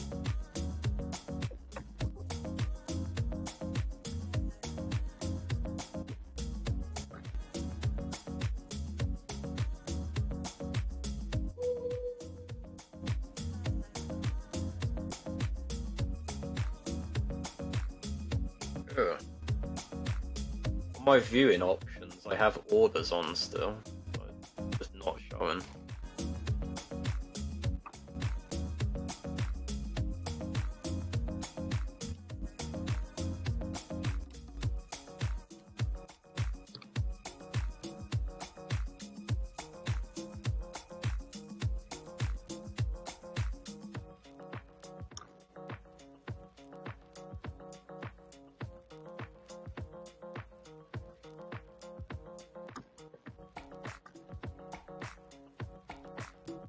Man, this ain't looking good for me.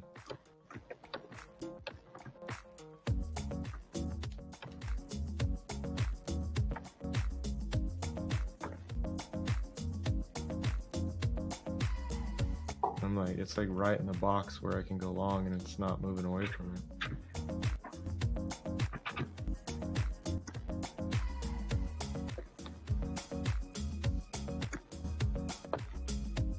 Yeah, the dollar's moving up and my trade's not moving.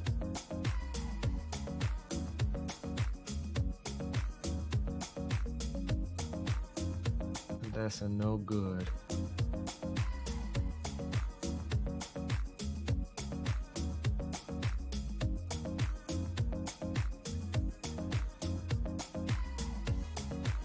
So I always end up taking batch trades.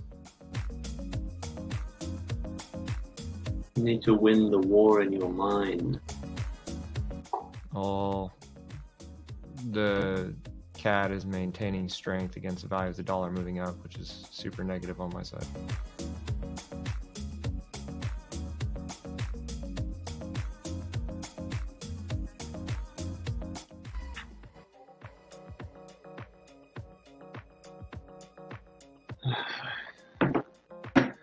Just Need to comments go here from have a coffee or Lightheiser saying bust the a US wine or is at a something to stay bitter awake. stalemate with Europe at the moment. I'm gonna make myself a coffee. Why not do both at the same time?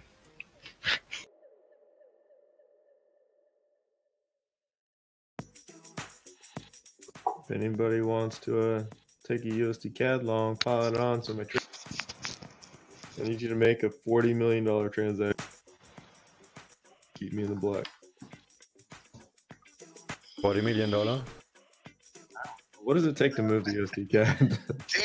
Maybe Not $40 $500 million. million.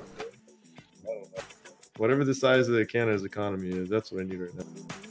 You're missing you're missing the price by about 6 zeros. Oh crap. Yeah, looks like my trade's gonna lose.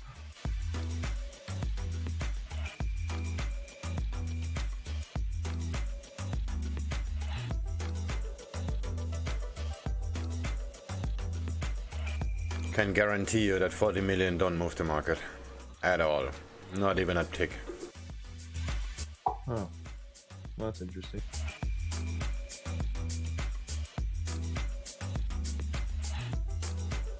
And the USTR Lighthizer says US would reserve the right to retaliate if China violates any pact. It's the USTR Lighthizer reserving the right to retaliate if China violates the pact.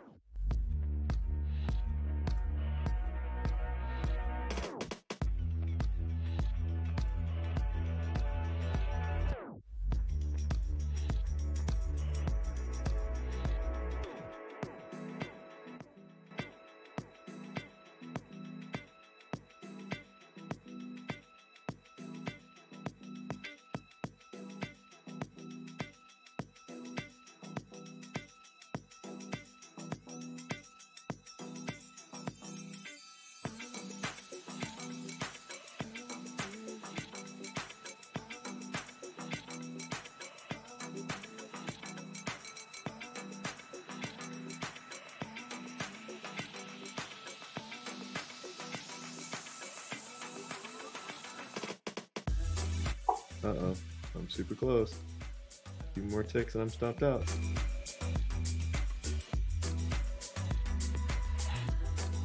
No.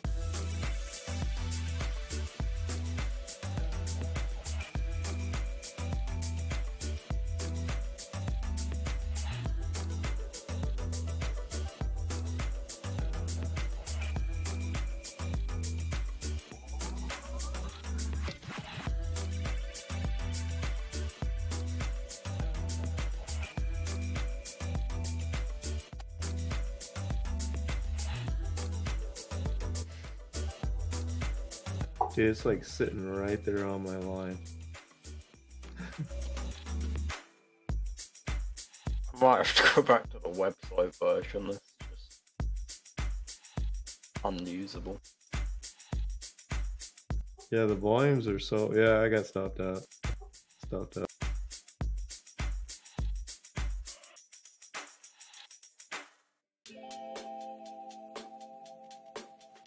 I got stopped out of my trade. Shows, yeah, that you can do everything right and still be...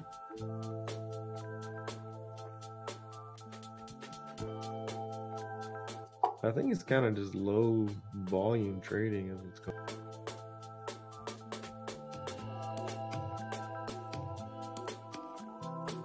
And that also ate 10% of my daily profit.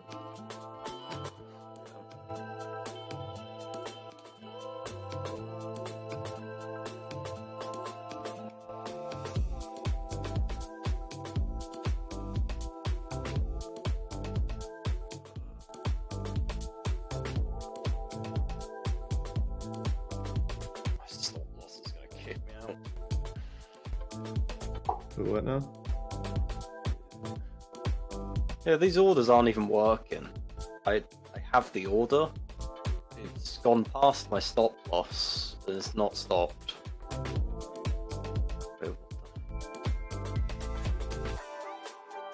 Oh, I'm actually a spastic. Okay.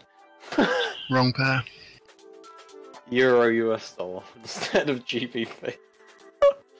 Fuck's sake. Wait, let me see if it's on there. Oh yeah, I'm just an actual absolute retard. Alright. Ignore me. Nobody trades Euro USD. Complete accident. I guess I picked the wrong pair. The CAD's the only one that kind of moved I counter. was in profit on the trade at one point.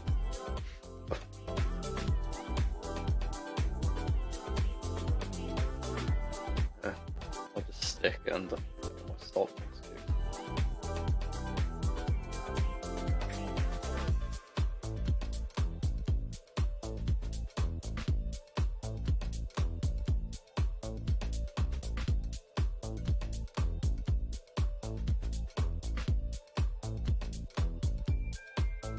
I don't know how it bought that currency pair though, because I like, sell on GBP US dollar on the left hand side.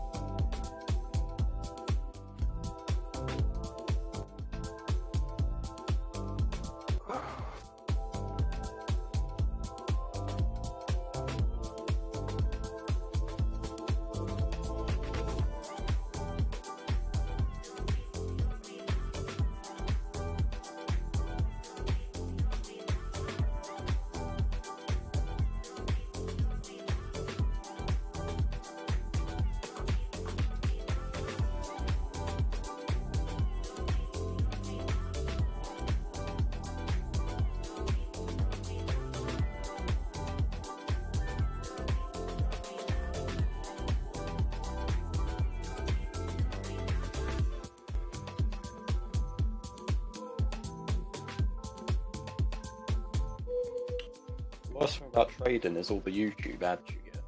With some bald guy sitting in a chair telling you how to trade Forex.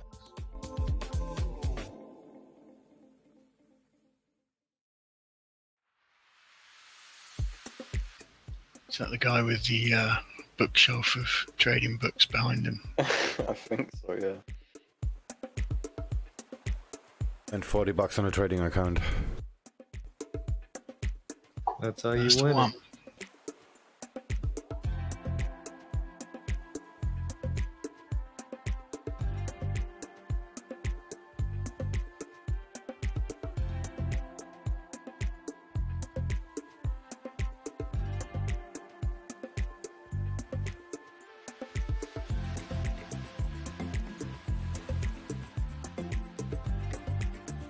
Brexit vote right now.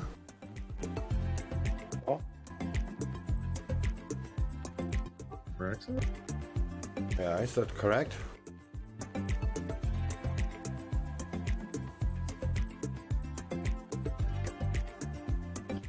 Not on my calendar. Oh yeah, in 5 minutes.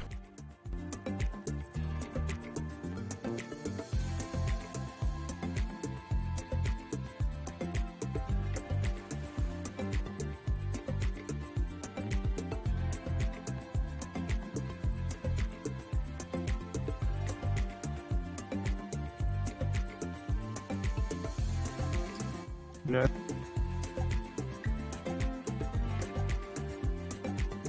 I guess they're considering that.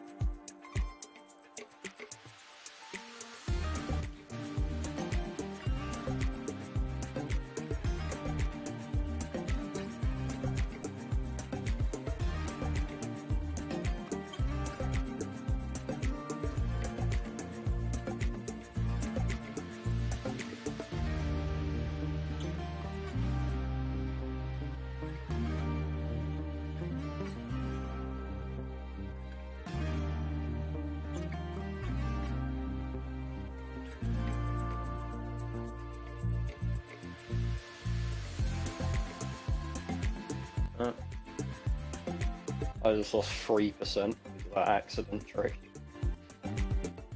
What were you trading? I accidentally put Euro, US dollar instead of GBP. Ooh, bogus. I've done that. Totally done it. I closed my chart on my USD CAD at my worst trade.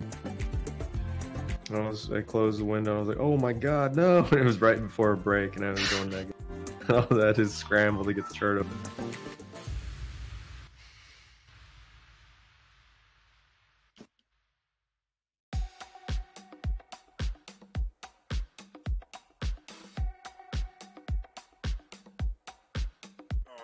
I'm fucking done for today, I'll be honest.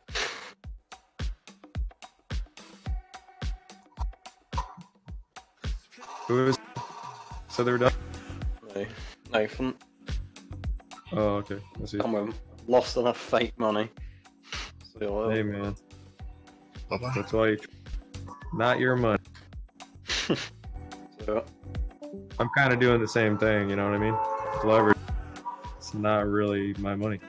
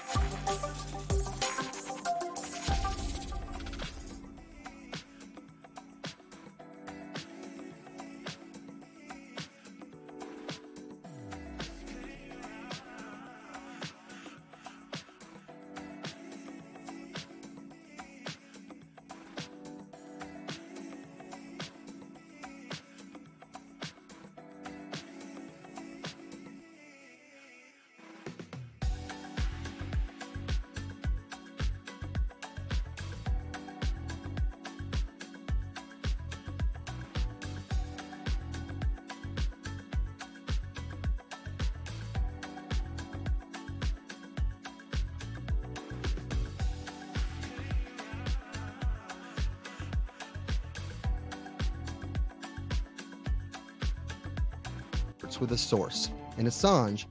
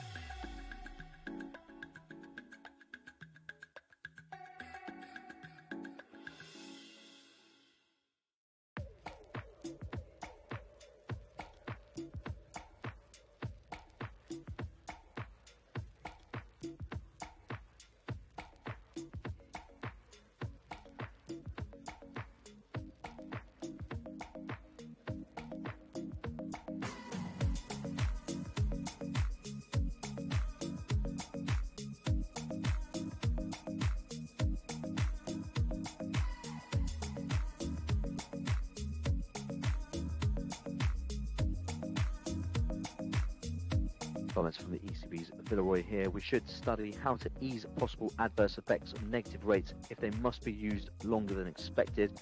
If current slowdown happened to be more durable, then we would adapt, Villeroy says. He still believes that the normalisation of monetary policy is desirable, but he's flagging risks here from negative rates.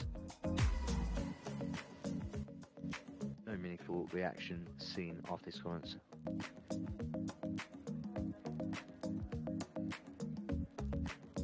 And back to trade news here. USTR Lighthizer says Trump wants a deal with Canada and Mexico on steel. So Trump wants a deal with Canada and Mexico on steel, Lighthizer tells the House.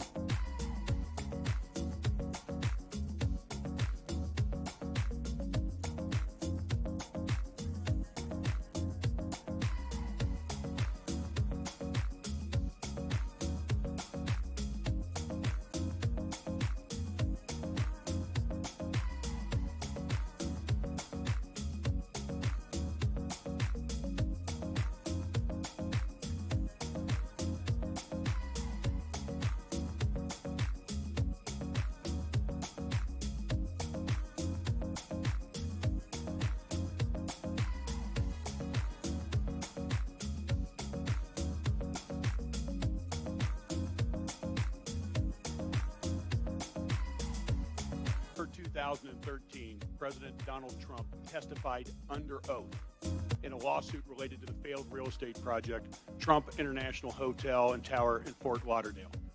During the deposition, President Trump was asked about his knowledge of Felix Sater, a Russian-born real estate developer and convicted member of the Russian mafia, who, according to press reports, pled guilty for his role in a $40 million stock manipulation scheme.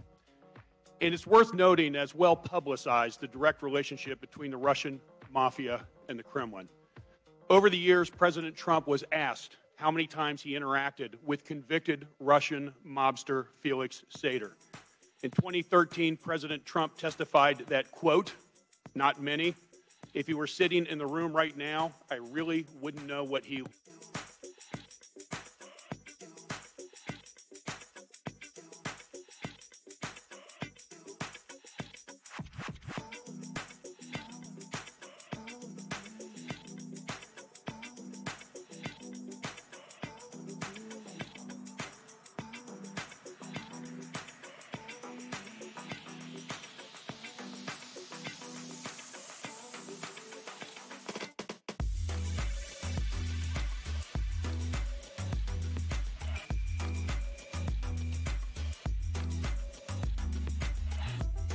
Curtis Powell has now concluded his testimony before the House.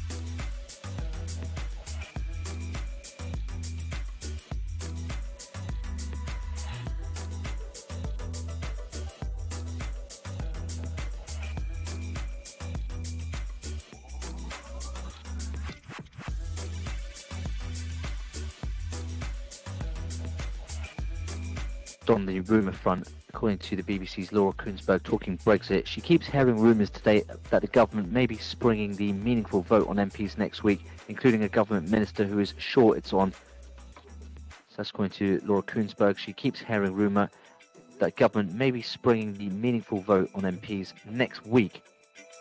Just note, those votes are set to come on the 12th, 13th and 14th of March. But here, Laura Kuenssberg of the BBC just floating the possibility, citing rumours that it could happen even next week.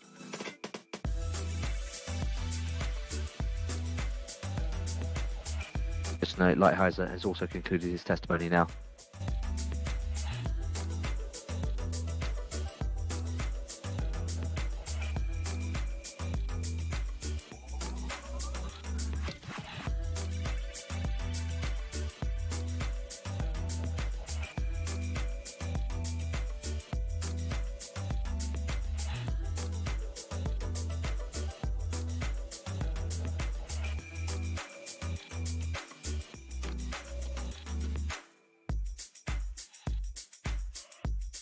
And just note further here from Kuenssberg, she does state that Downing Street is pouring cold water on the suggestion of this meaningful votes next week, but Kuenssberg says there is an awful lot of frantic chat.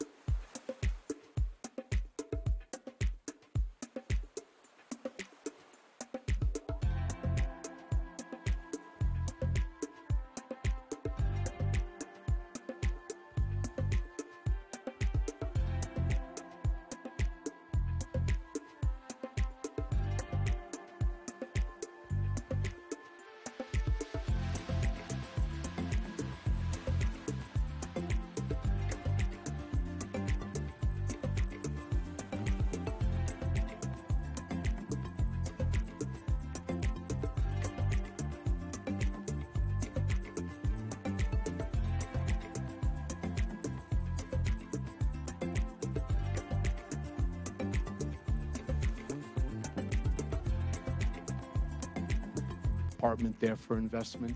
My parents had an apartment there. My in-laws lived there. Friends of mine, we all bought as a big block from a brokerage company, and we got a good price on each unit. And we ultimately turned over the board, and I became actually the treasurer of the board because the out-of-control spending was going to put the building into bankruptcy. And I was proud to say that within a year, we had plus $1 million versus minus 1.3. At the end of the day, Mr. Trump appreciated that, and he tasked me with something else. It was to handle a problem that Don Jr. had created in terms of a business, a license deal, and we resolved that. And then on top of that, the third time, Mr. Trump had asked me to take a look at the third Trump Entertainment Resort Chapter 11 reorganization, because he had a series of questions that he wanted answered. And I read these two stacked books, gave him the answers that he needed, and with that, the next time I was sitting in his office, and he asked me if I was happy at the sleepy old firm that I was with. I said yes. He said, "Would you rather work for me?" And I asked him, "Will you offer me a job?" And he said, "Yeah." And we negotiated, and I actually never went back to my office. All right. But you suggested that the president sometimes communicates his wishes indirectly. For example, you said, quote, "Mr. Trump did not directly tell me to lie to Congress. That's not how he operates," end quote. Can you explain how he does this? Sure. It would be no different if I said, "That's the nicest looking tie I've ever seen, isn't it?" What are you going to do? You're going to fight with him? The answer is no. So you say, "Yeah, it's the nicest looking tie I've ever seen." That's how he speaks. He doesn't give you questions. He doesn't give you orders. He speaks in a code. And I understand the code because I've been around him for a decade. And it's your impression that others who work for him understand the code as well? Most people, yes. Mr. Cohen, I don't know whether we should believe you today, but I'm going to ask you this one last question. What is the truth that you know President Trump fears most?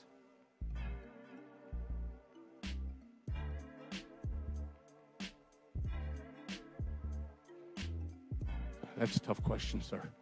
I don't have an answer for that one. What does he fear most? What's the truth that he fears most? From your perspective. And again, I don't know whether we should believe you here today, but it's a tough question, sir. I don't even know how to answer that question. Let me ask you this. That is a weird question. What principles That's have you no chosen to question. follow in your life? And do you wish to follow different principles now? I've always tried to be a good person. I've tried to be a great friend. There were many, I think over 40 statements written in my support to the sentencing judge. I have friends who I treat incredibly well that I know for over 40 years, and I treat people after 40 minutes the same exact way.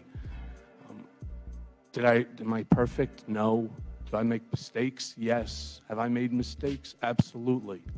I'm going to pay the consequences for it. But all I would like to do is be able to get my life back, to protect my wife and my children, support and grow old. That's pretty much where I'd like to be. And you feel you're following a different set of principles now than you followed throughout your life? I do, and I'm trying. I'm trying very hard. I thank you for your questions. Some of the other ones really make it difficult to try to, show some redemption. But I am trying. I am trying. Thank you. Thank you. Mr. Hill. Ms. Hill. Thank you, Mr. Chairman. I want to mention really quick a clarification on the truth and testimony form. The mention was around whether it talks about foreign entities at all. And the question is, in fact, whether witnesses have any contracts or payments originating with a foreign government. It does not cover all foreign entities, just foreign government entities. So, Mr. Cohen, what I'd like to ask you to do is review this issue over lunch with your attorneys. And if you need to amend your form, we ask that you do that before the conclusion of today's hearing. Also, I represent a purple district. I did not come here for partisan bickering. In fact, I actively wanted to avoid it. So when I ask these questions today, it is not as someone who has a vendetta against the president. It's as someone who comes from generations of service members who swore an oath to obey the orders of the President of the United States, and who, along with myself and every single other person up here, swore to uphold and defend the Constitution of the United States. My forefathers served their country, they served their commander-in-chief, and they served the idea that America is free and just, and that the law of the land rules us all, especially those in the highest levels of our government. So I ask these questions to help determine whether our very own president committed felony crimes while serving in the Oval Office, including efforts to conceal payments that were intended to mislead the public and influence the outcome of an election. I hope to God that is not the case. So, Mr. Cohen, on January 22nd, 2018, just days after the Wall Street Journal broke the story that Mr. Cohen paid $130,000 to Stephanie Clifford to silence her during the 2016 presidential campaign, a nonprofit watchdog called Common Cause filed a complaint with the Department of Justice and FEC, alleging the payment to Ms. Clifford may have represented an illegal in-kind contribution to the Trump campaign. I ask that their complaint be entered into the record. On February 13th, 2018, Mr. Cohen, you sent a statement to the reporters that said, quote, I used my own personal funds to facilitate a payment of $130,000 to Ms. Stephanie Clifford, and neither the Trump organization nor the Trump campaign was party to the transaction with Ms. Clifford, and neither reimbursed me for the payment either directly or indirectly. Was the statement false? The statement is not false. I purposefully left out Mr. Trump individually from that statement. Okay. Why did you say it that way? Because that's what was discussed to do between myself, Mr. Trump, and Alan Weisselberg. So it was carefully worded? Yes, ma'am. Great. Mr. Cohen, a reporter for the magazine Vanity Fair has reported that she interviewed you the very next day on February 14th, 2018, about the payment and reimbursement. And she wrote, quote, last February 14th, I interviewed Cohen in his office about the statement he gave the FEC in which he said Trump didn't know about the Stormy payment or reimburse him for it. Do you recall this meeting with the reporter? I do. The reporter also wrote, Trump called while I was there. I couldn't hear much, but he wanted to go over what the public messaging would be. Is that accurate? It is. Did the president call you while you were having a meeting with the reporter? Yes. Did the president call you to coordinate on public messaging about the payments to Ms. Clifford's in or around February 2018? Yes. What did the president ask or suggest that you say about the payments or reimbursements? He was not knowledgeable of these reimbursements, and he wasn't knowledgeable of my actions. He asked you to say that. Yes, ma'am. Great. In addition to the personal check for $35,000 in July 2017, is there additional corroborating evidence that Mr. Trump, while a sitting president of the United States, directly reimbursed you hush money as part of a criminal scheme to violate campaign finance laws? There are 11 checks that I received for the year. The reason why 11, because as I stated before, one had 2 checks. And you have copies of all of those? I can get copies. I'd have to go to the bank. So we will be able to get copies of all 11 checks that Mr. Trump provided to you as part of this criminal scheme. It's either from his personal account, as what was demonstrated in the exhibit, or it would come from the Donald J. Trump account, the trust account. Thank you, Mr. Cohen. I yield back the remainder of my time. Gibbs. Thank you, Mr. Chairman. You know, I'm just been sitting here. I'm new to the committee. I'm not an attorney. Sometimes, Mr. Chairman, your answers, you're either competent or are a liar. I think maybe I could be a better attorney. I don't know. I'm looking through this. You come in here and you rail on the President of the United States, Commander-in-Chief, while he's over across the Pacific Ocean trying to negotiate a deal to make this world safer. And Mr. Chairman, just having this committee at this time when the Commander-in-Chief's out of the country is just I think, is a new president. But you could call him a racist, a cheat, and you know, attacking his character. And I've been with the president a little bit, and I didn't see that in the president. I see a president who's very sincere. He's trying to make this country better for every American. And for you to come in here and do that, for every American, part, it's really unbelievable. Real repentance would be go serve your time and don't come back here and make allegations towards a man you can't substantiate. Now, I'm looking here from the remarks from the prosecutor of the Southern District of New York. False statements to Bank 3, which Cohen pleaded guilty, was far from an isolated event. It was one of the long series of self-serving lies Cohen told in numerous financial institutions. Earlier in your testimony, I think I heard you say that only there was a home equity loan, but apparently the prosecutors in New York think that there's other financial things that you did. He also, they said, managed to commit a series of crimes, all withholding himself out as a licensed attorney and upstanding member of the bar. Also, the Southern District prosecutor said that, wrote that your consciousness of wrongdoing is fleeting, that your remorse is minimal, and that your instinct is to blame others is strong. So I'm kind of left here. Why? You worked for the president for 10 years before he was president.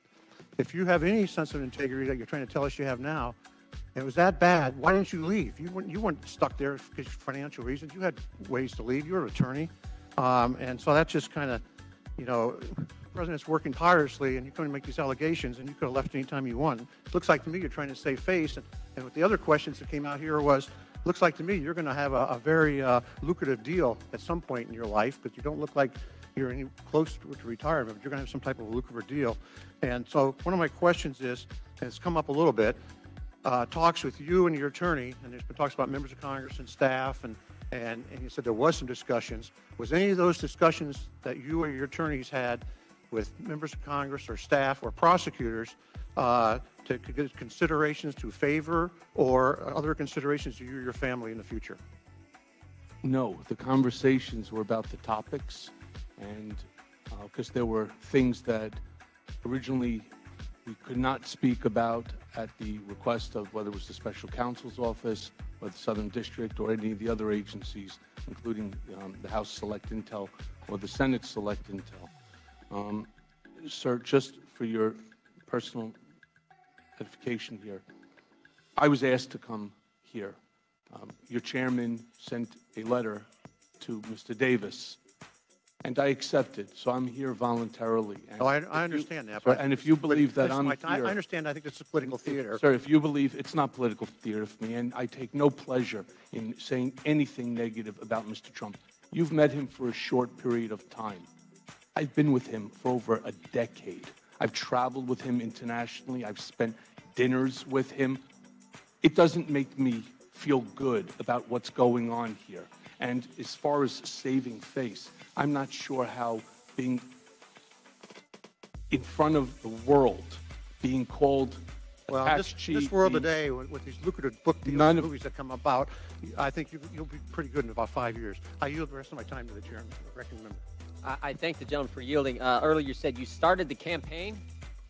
That's correct. In 2011, You started the campaign for President of the United States for Donald Trump. I certainly did, sir. Now that's news. ShouldTrumpRun.com. Wow. 2011 was my idea. I saw a document in the newspaper that said, "Who'd you vote for in 2012?" 6% of the Michael people Cohen. said Michael Cohen. Cohen. 6% of the Michael people Cohen turned around and first. said they'd vote for Donald Reason Trump. Donald Trump is president because So I brought it into his office and I said to him, "Mr. Trump, take a look at this." And he goes, "Well, wouldn't that be great?" And with that is where it all started. Okay, like I'm sure he had never thought of anything like that until you came. No, in. I didn't Let me ask say you that one he question. didn't I got think 8 about it. seconds. I got 8 seconds. What did you talk to Mr. Schiff about? I spoke to Mr. Schiff about topics that were going to be raised at the upcoming hearing. Whoa. Not just what time to show up, actually what you're going to talk about? The gentleman's time has expired. Wow. Mr. Sarbanes. Mr. Sarbanes. Thank you, Mr. Chairman. Thank you, Mr. Cohen. I know the other side is suggesting that you are a incorrigible liar and that you're lying here today. I can't think of anything you have to gain at this point from lying. I mean, they talk about book deals and other things that you want to do, but I see a lot more that you could lose by telling the truth today, given the threats and other things that have been made against you and your family. So that's how I'm interpreting it. And of course, you brought documents with you as well to bolster the credibility of your testimony. I did want to go back to an earlier line of questioning regarding the preparation of your testimony before you came before the Intelligence Committee. You talked about a meeting at the White House where the testimony was being reviewed. I think you said that there was at least one White House attorney, Jay Sekulow, who was there, and you acknowledged that there were some edits that were made to your testimony. So on that topic, who at the White House reviewed your testimony? I don't know the answer to that. The document was originally created by myself, along with my attorney at the time, from McDermott, Will and Emery, and there was a joint defense agreement, so the document circulated around. I believe it was also reviewed by Abby Lowell, who represents Ivanka and Jared Kushner. Why did you provide the testimony to the White House? It was pursuant to the joint defense agreement that we were all operating under. What were the edits that came back substantively on the testimony? I'm sorry, I don't know, sir. I'd have to take a look at the document. Did you have a reaction to why there might not have been, in a sense, a protest to what was going to be false testimony that was going to be provided? No, sir, because the goal was to stay on message. It's just limit the relationship whatsoever with Russia. It was short. There's no Russian contacts. There's no Russian collusion. There's no Russian deals. That's the message. That's the same message that existed well before my need to come and testify. So it's an example of where this idea, this Pandas is going really slow. You toe the line, whatever the storyline or the narrative of the day or the month or the year is going to be, you toe that line whether it results in false testimony or not. I towed the party line, and I'm now suffering, and I'm going to continue to suffer for a while along with my family as a result of it. So yes. Let me switch gears quickly before my time expires. And you may not have direct knowledge of some of these things, but you're offering us some very helpful perspective on how the Trump world operates. And frankly, another reason I find your testimony fairly compelling and credible is because a lot of the things you're describing, a lot of the behavior you're describing, is very consistent with what we all see every single day. So it's not a leap for us to arrive in the same place of perspective that you presented. I'm interested in some of the activities around the inaugural committee, the inauguration of the president. There was an article that appeared in ProPublica, it's a watchdog group, about some negotiation on pricing of things at the Trump hotel, where it looks like the rental that was being quoted was substantially, even double what you would expect to pay according to what the market should bear. And so in a sense, the Trump hotel was upcharging to the inaugural. Even I couldn't afford to stay there. Committee. Yeah. And so I'm just curious, do you have a sense of whether that kind of a practice is something that is consistent or inconsistent? Is it possible that that kind of upcharging could be done inside a Trump operation? It did happen. And Gentleman's time is all expired. what I can say to you is I wasn't part of the inaugural committee. I raised a lot of money for the inauguration, but I was not part of it, and there was a lot of things in that that issue is something that's also obviously we've read about in the paper being investigated at the current moment. Thank you. Mr. Higgins. Thank you, Mr. Chairman. Mr. Cohen, it's on my heart to tell you, sir, that I'm sorry for what your family's going through. I feel for your family. The word tells us clearly that a man's mouth is his destruction and his lips are the snare of his soul. And I see you, a man trapped in that. However, I must tell you that I've arrested several thousand men, and you remind me of many of them. The ones that immediately become humble and remorseful at the time they're actually booked. And while they're incarcerated, they're quite penitent, and then return to their former selves when they're back on the street. So, respectful to your family and what they're going through, I owe you the honesty to tell you that that's my sense of you, good sir. I'm going to give you another opportunity to respond to what you brushed off earlier regarding your own statement during his testimony from C-SPAN notation at 2 hours and 50 seconds in. You stated regarding your credibility that you're being accused of having no credibility, that it is exactly for that reason I spent the last week searching boxes to find the information that I did so that you don't have to take my word for it. I want you to look at the documents and make your own decisions. Now, the documents you're referring to, Mr. Cohen, are the documents that you submitted with your testimony today. Is that correct? That is correct. Do you believe those documents to be worthy of evidence for this oversight hearing today? I leave that to you to decide. And I ask you again, sir, and please don't be incredulous, this is a serious question. Where are those boxes that contain documents worthy of evidence to be presented to Congress, and why have they not been turned over to investigating authorities looking into some of the many criminal activities that you're allegedly cooperating in? Where are these boxes? Who knows of where is this treasure of evidence? The boxes that I'm referring to were boxes that were in my law office when the FBI entered and seized documents. Mr. Chairman, when I hope that the investigating authorities have noted what the gentleman had just stated, and that actions be taken for those boxes to be seized and reviewed based upon proper warrants signed by a sitting judge. You noted earlier today, Mr. Cohen, quite incredulously, one of my colleagues asked you regarding the television deal. You expressed wonderment that your predicament could possibly get you on television. It certainly got you on television today. Television representing Mr. Trump going back into 2011. Well, I didn't know who you were until today, really.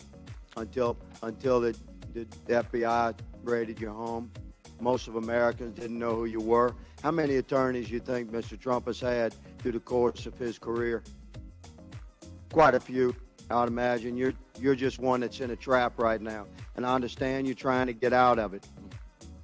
You're in a bind. But I ask you, good sir, have you discussed film and book deals with your stated current attorney, Mr. Davis, Lanny Davis? With Mr. Davis? Yes. No. But I have been approached by many people who are looking to do book deals, movie deals, and so on. So the answer You're to right that as is an yes. American, but it leads me back to my instinct that compares you to many of the men that I've arrested during the course of my career. Mr. Chairman, With all due saddened respect, sir, that our primary hearing to introduce the Oversight Committee, the 116th Congress of the American people, has manifested in the way that it obviously is. This is an attempt to injure our president and lay some sort of soft cornerstone for future impeachment proceedings. This is the full intent of the majority. I yield my remaining 30 seconds to the ranking member. Mr. Cohen, earlier you said the United States Southern District of New York is not accurate in that statement. I'm sorry, say that again. Earlier you said that the United States Southern District of New York Attorney's Office, that statement is not accurate. You said it's not a lie, you said it's not accurate. You stand by that? Yes, I did not want a role in the new administration. So the court's wrong? Sir, can I finish, Sure. please? I got exactly the role that I wanted. There is no shame in being personal attorney to the president. I got exactly what I wanted. I asked Mr. Trump for that job, and he gave it to me. All I'm asking, if I could, but quick one, and I appreciate it, Mr. Chairman, you're saying that statement from the Southern District of New York attorneys is wrong. I'm saying I didn't write it, and it's not accurate. All right, thank you. Thank you. One of the most significant events in the last presidential campaign, of course, was the dump of emails stolen from the Democratic National Committee, dumped by WikiLeaks. Mr. Cohen, during your opening statement, which was at the height of the election, you testified you were actually meeting with Donald Trump in July 2016 when Roger Stone happened to call and tell Mr. Trump that he had just spoken to Julian Assange. Is that correct? That is correct. All right. And you said that Mr. Assange told Mr. Trump about an upcoming, quoting your opening statement, quote, massive dump of emails that would damage Hillary Clinton's campaign. So I want to ask you about Roger Stone's phone call to the president. First of all, was that on speakerphone? Is that what you indicated? Yes, so Mr. Trump has a black speakerphone that sits on his desk. He uses it quite often because with all the number of phone calls he gets. Now, in Yes, January of this year, 2019, the New York Times asked President Trump if he ever spoke to Roger Stone about these stolen emails, and President Trump answered, and I quote, "No, I didn't. I never did." Was that statement by President Trump true? No, it's not accurate. And can you please describe for us, to the best of your recollection, you were present, exactly what Mr. Stone said to Mr. Trump? It was a short conversation, and he said, Mr. Trump, I just want to let you know that I just got off the phone with Julian Assange, and in a couple of days, there's going to be a massive dump of emails that's going to severely hurt the Clinton campaign. And was Mr. Trump and Mr. Stone aware of where those emails came from? That I'm not aware of. Did Mr. Trump ever suggest then or later to call the FBI to report this breach? He never expressed that to me. Did the president at that time or ever since, in your knowledge, indicate an awareness that this conduct was wrong? No. The reason I ask is because on July 22nd, on the eve of the Democratic Convention, WikiLeaks published, as you know, the 20,000 leaked internal DNC emails. Could your meeting with Mr. Trump have been before that date? Yes. So Mr. Trump was aware of the upcoming dump before it actually happened? Yes. Right. And is there any record? Though, sir, I don't know whether he knew or not, and I don't believe he did, what the sum and substance of the dump was going to be, only that there was going to be a dump of emails. And he was aware of that before the dump occurred, correct? Yes, sir. All right. And are there any records that would corroborate the day of this meeting, calendars perhaps? I'm not in possession, but I believe, again, this is part of the special counsel, and they probably best suited to corroborate that information. Was anyone else present in the room during the call? I don't recall for this one, no, sir. Is there anyone else the committee should talk to about the president's knowledge of the WikiLeaks email dump? Well, again, when he called, Rona Graff yelled out to Mr. Trump, "Rogers on line 1," which was regular practice. And that's his assistant? That's his, yes. All right. And during a news conference on July 27th, 2016, then candidate Trump publicly appealed to Russia to hack Hillary Clinton's emails and make them public. He stated, and I quote, "Russia, if you're listening, I hope you're able to find the 30,000 emails that are missing." Now, going back to Mr. Stone's phone call to the president, do you recall if Mr. Trump had knowledge of the WikiLeaks dump at the time of his direct appeal to Russia? I am not.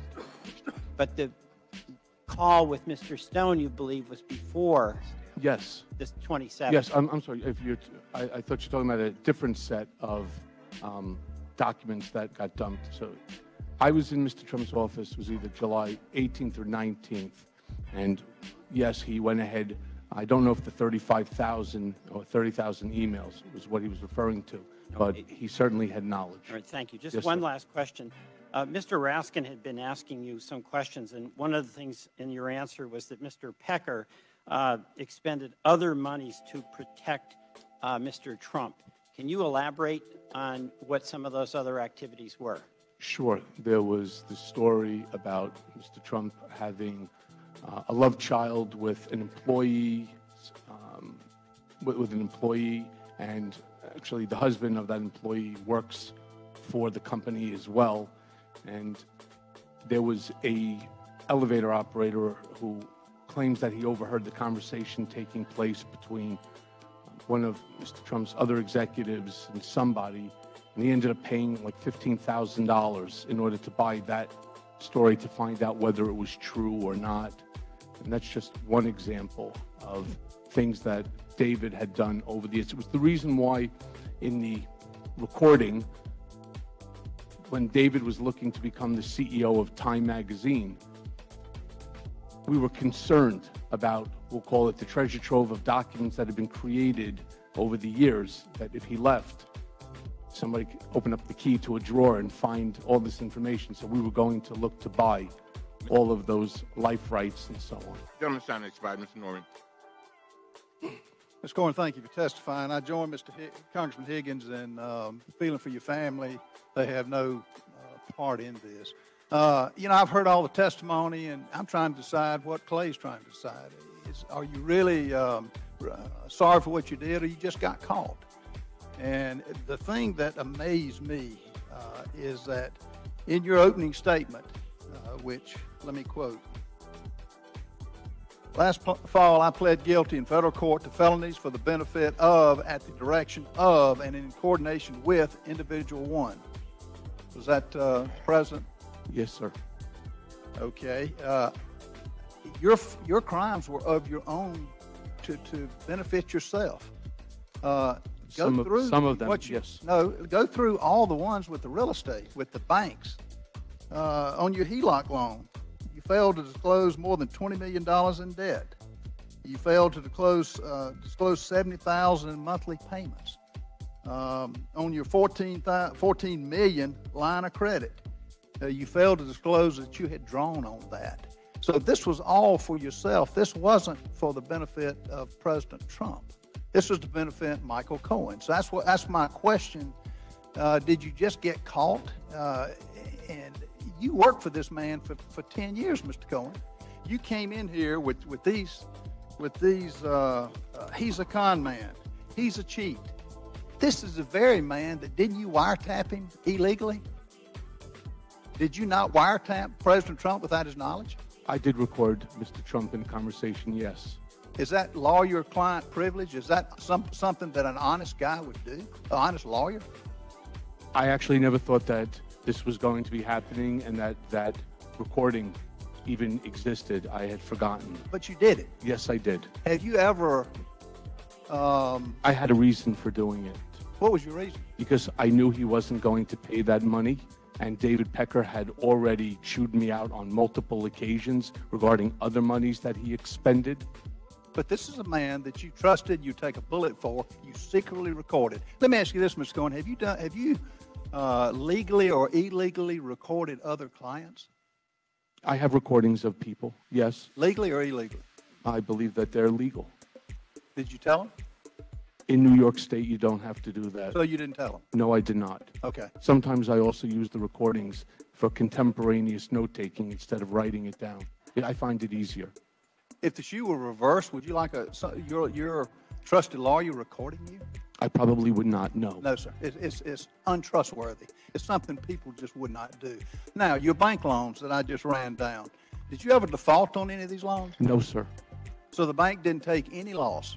No bank has. I am not in default. I've never filed a bankruptcy. The HELOC you're referring to, I replaced that from a different HELOC, paid it off. I owe no banks any money. How about your medallion taxi cab? Did you have to sell that? Well, the ones in Chicago, yes, I do have to sell. However, New York, the answer is no, I don't. And the industry is going through a major correction because of ride sharing. It's changed a lot of things. The value of it has? Yes, sir. Right. So no bank, would the banks make you a loan again based on your record? Actually, they did. They did. The bank actually redid and they refinanced the entire package. Currently? Post this, yes. Okay. Have they never had to do a loan loss reserve for the projected losses? I don't know what they did, but it's still the same amount. I didn't get the benefit of it, no, sir. Most likely they did. I was on an audit committee. They may have done that, sir, but that's for their own banking, not for me. It's by law. They have to, if they suspect you of lying, which you admitted to, if they suspect you of maybe not being able to make a loan payment, they have to have a loan loss reserve that's 125% of what you. If it's $20 million, they have to post in their account $20 million plus. So they get no interest on it. And you know who pays for that? The American public who deals with that bank. Yes, but sir, I'm not in default, and I'm current on each and every one of those medallion loans.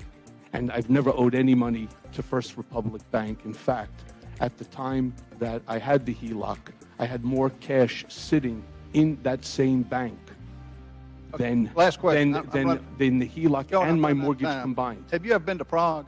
I've never been to Prague. Never have? I've never been to the Czech Republic. You'll balance my time. Ms. Beard. Thank you, Mr. Chairman, and thank you, Mr. Cohen. On page 5 of your statement, you say, and I quote, "You need to know that Mr. Trump's personal lawyers reviewed and edited my statement to Congress about the timing of the Moscow Tower negotiations." Who were those attorneys?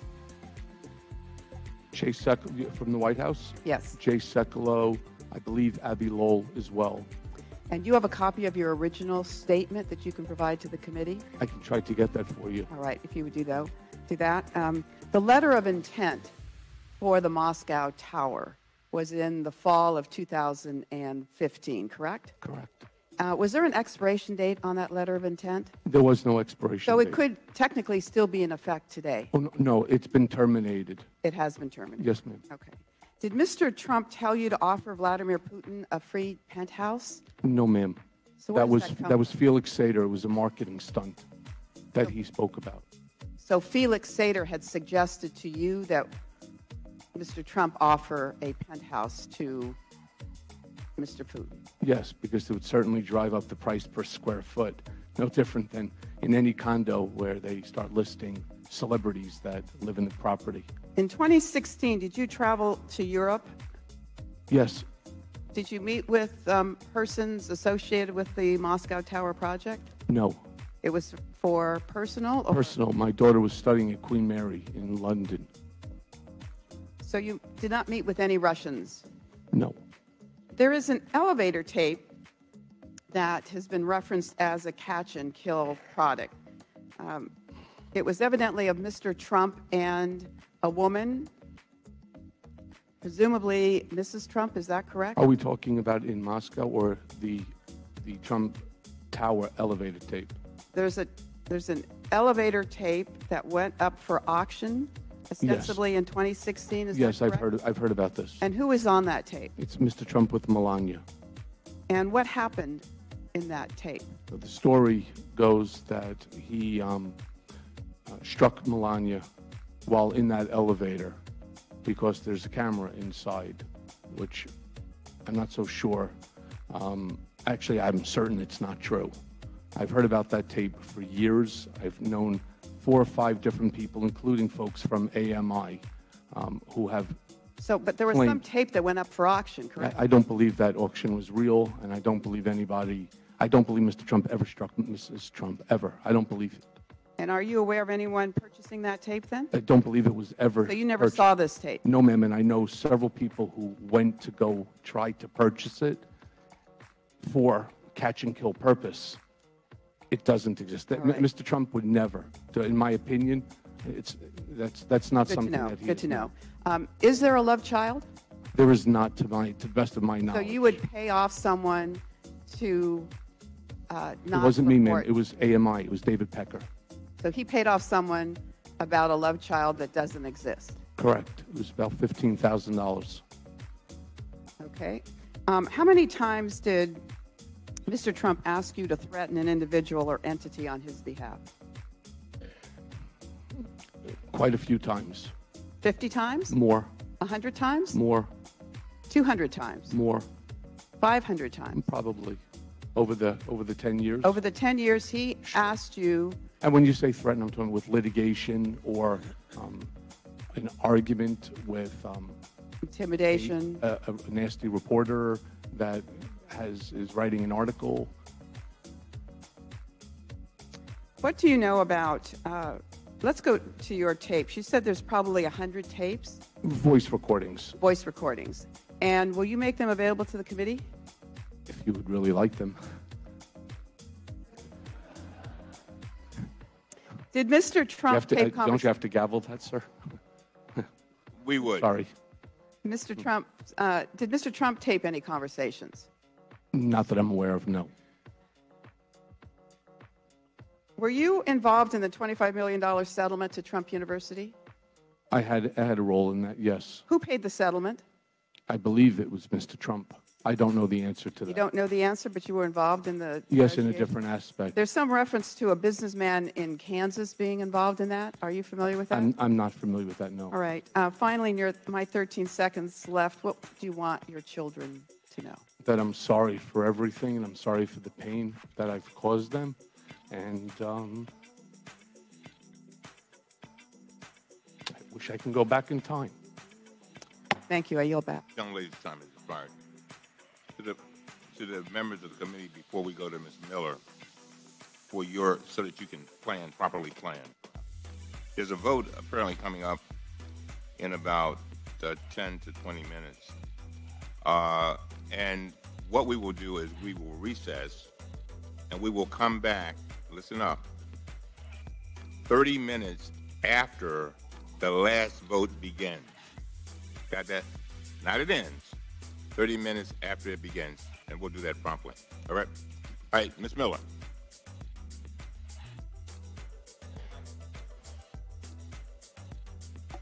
I am very disappointed to have you in front of this committee today. Quite frankly, This isn't the reason the people of West Virginia sent me to Congress. I find this hearing not in the best interest of the American people. This is another political game with the sole purpose of discrediting the president. If it was not already obvious, there are members here with the singular goal in Congress to impeach President Trump. To achieve this goal, they will waste not only precious taxpayer dollars, but also time in this committee and Congress as a whole. In fact, they will go so far as to bring a convicted felon in front of our committee. We are supposed to take what you say, Mr. Cohen, at this time about President Trump as the truth. But you're about to go to prison for lying. How can we believe anything you say? The answer is we can't. This begs the question, why are those in the majority holding this hearing? I am appalled. We could be focused on actual issues that are facing America, like border security, neonatal abstinence syndrome, or improving our nation's crumbling infrastructure. Instead, the Democrats are trying to grasp at straws. Let's talk about this witness.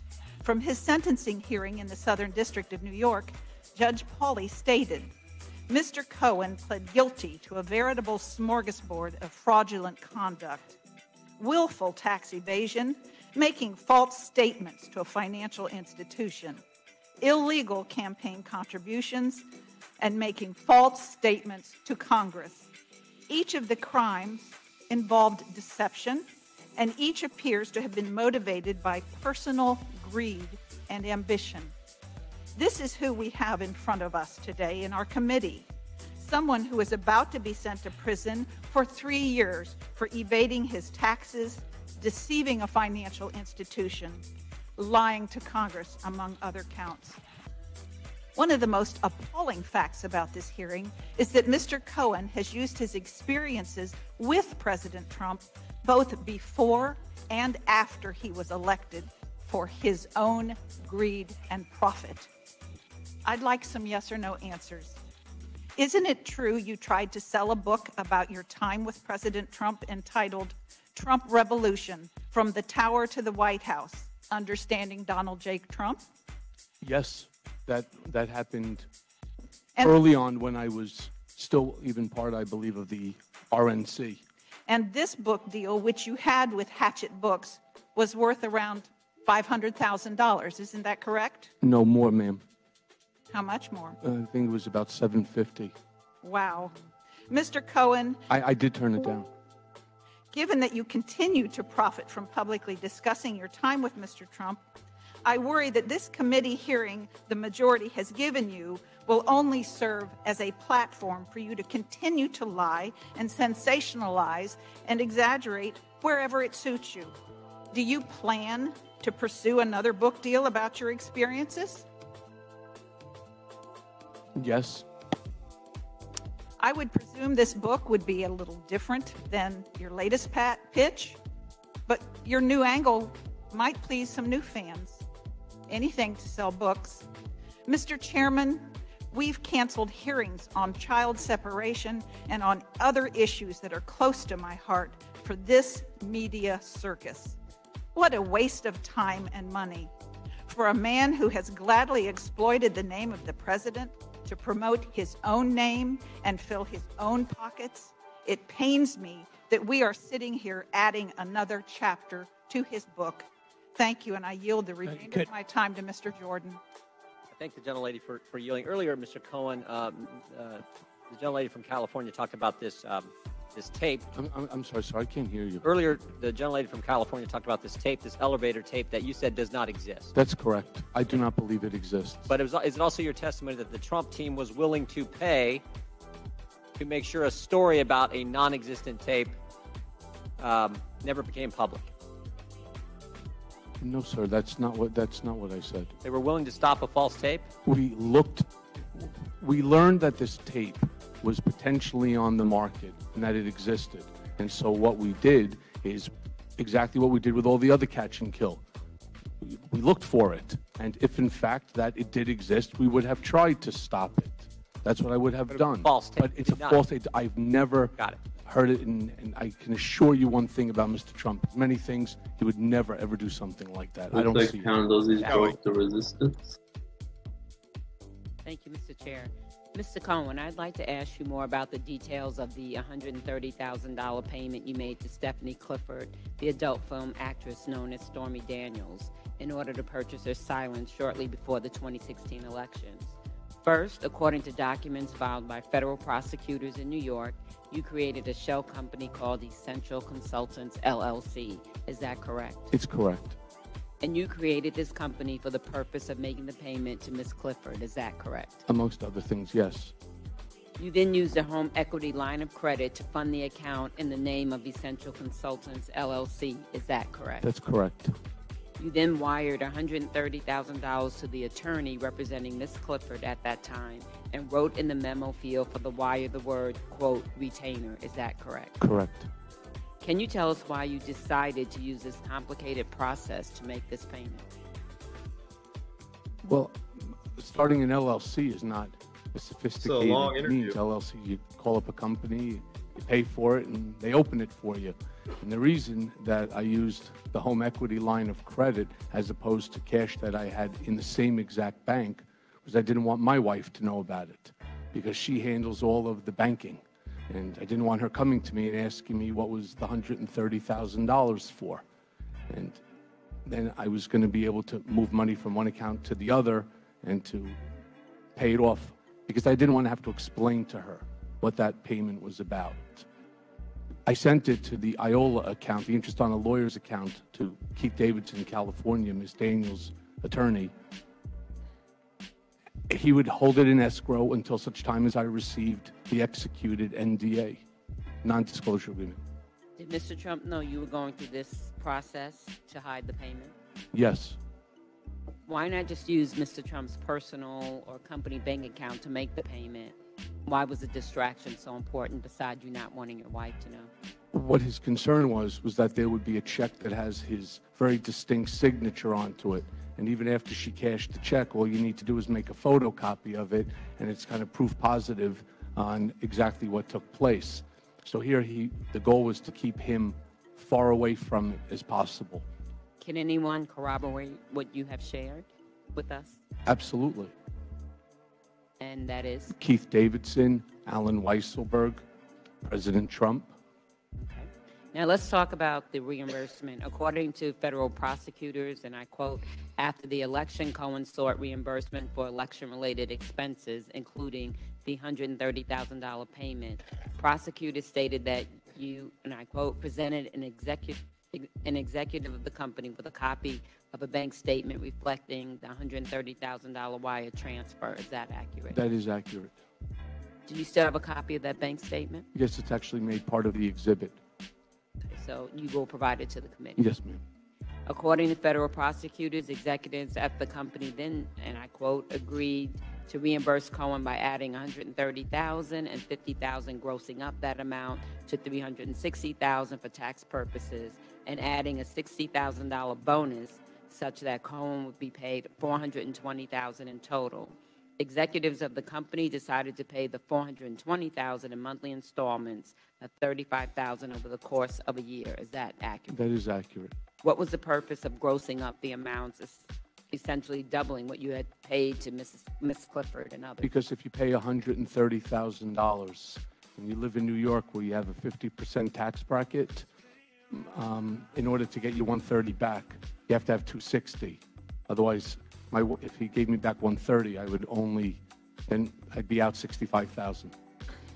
What was the purpose of spreading the reimbursements to you over the 12 monthly installments? That was in order to hide what the payment was. I obviously wanted the money in one shot. I would have preferred it that way. But in order to be able to put it onto the books, Alan Weisselberg made the decision that it should be paid over the 12 months so that it would look like a retainer. And did Mr. Trump know about this reimbursement method? Oh, he knew about everything, yes. Thank you, Mr. Cohen. So the president not only knew about the payments, he knew and helped to hide the payments and the reimbursements to you. Yeah, we discussed it. Everything had to go through Mr. Trump, and it had to be approved by Mr. Trump. And now you're going to prison, and he's. And I'm going to prison, yes, ma'am. I yield back. If I'm. Thank you, Mr. Chairman. Earlier, you Yes, I yield my time. Oh, geez. Earlier you said, I'm assuming New York's a one-party consent state. One person can record the other one without it being illegal. Correct. But you also were a member of the New York Bar? I was, yes. How would you rate recording clients in the ethical realm of being a lawyer? I know it's not illegal, and I'm not asking if it's illegal. I'm asking if it's ethical. I don't know. That we'd have to leave the judgment of the Bar Association. So, well, I think every other lawyer in here knows exactly where it is in the ethical standard. When you said you had 100 tapes, were any of those tapes of other clients? Yes. And I think this is pretty amazing. I really do. Did any of them waive privilege? Nope. So 5 minutes ago, in the middle of our hearing on oversight, you just immediately responded that you would hand over tapes to this committee without any of your previous clients waiving privilege. I'm not the only one in possession of those documents. Those documents are in the hands of all of the Whoever else is agencies in already. charge of those documents is not my concern. My concern is I know lawyers that would go to jail before they would violate attorney-client privilege. And in a matter of a second, you just said, absolutely, I will turn those over. Just trying to cooperate, sir. At the expense of clients who have never waived privilege. They're already in the hands, sir, of all of the agencies. I didn't ask people. What law enforcement determines to do with something and what you determine to do with something, client privilege and attorney trust accounts are about the two most sacred things that you can ever do in your entire career as a lawyer. And by the in way, sir, a matter of a second. And the tape with Mr. Trump, completely that it's out there is because Rudy Giuliani waived the privilege. I'm not talking about Rudy Giuliani. I'm talking about you. And I don't know who's on those tapes. Only you know who is on those tapes. There's 100 of them. The other one is also subject to an ongoing. My point is, within a matter of a second, 1 second, you took absolutely no calculation of your role as those clients' counselor, the role that plays in privacy, and the role that plays in a solemn vow you took when you passed the bar, when you signed onto the bar, until recently were a member of the bar. And you just immediately said, if it helps me out in the today in front of TV, yes, absolutely, Mr. Chairman, you can have that.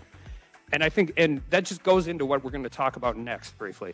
We talk about these indictments on tax fraud and bank fraud as if they are isolated incidents. But they're not isolated incidents of bad judgment. These were intricate, elaborate lies that that needed to be held with constant deceptions of banks, businesses, associates, accountants, potentially your family.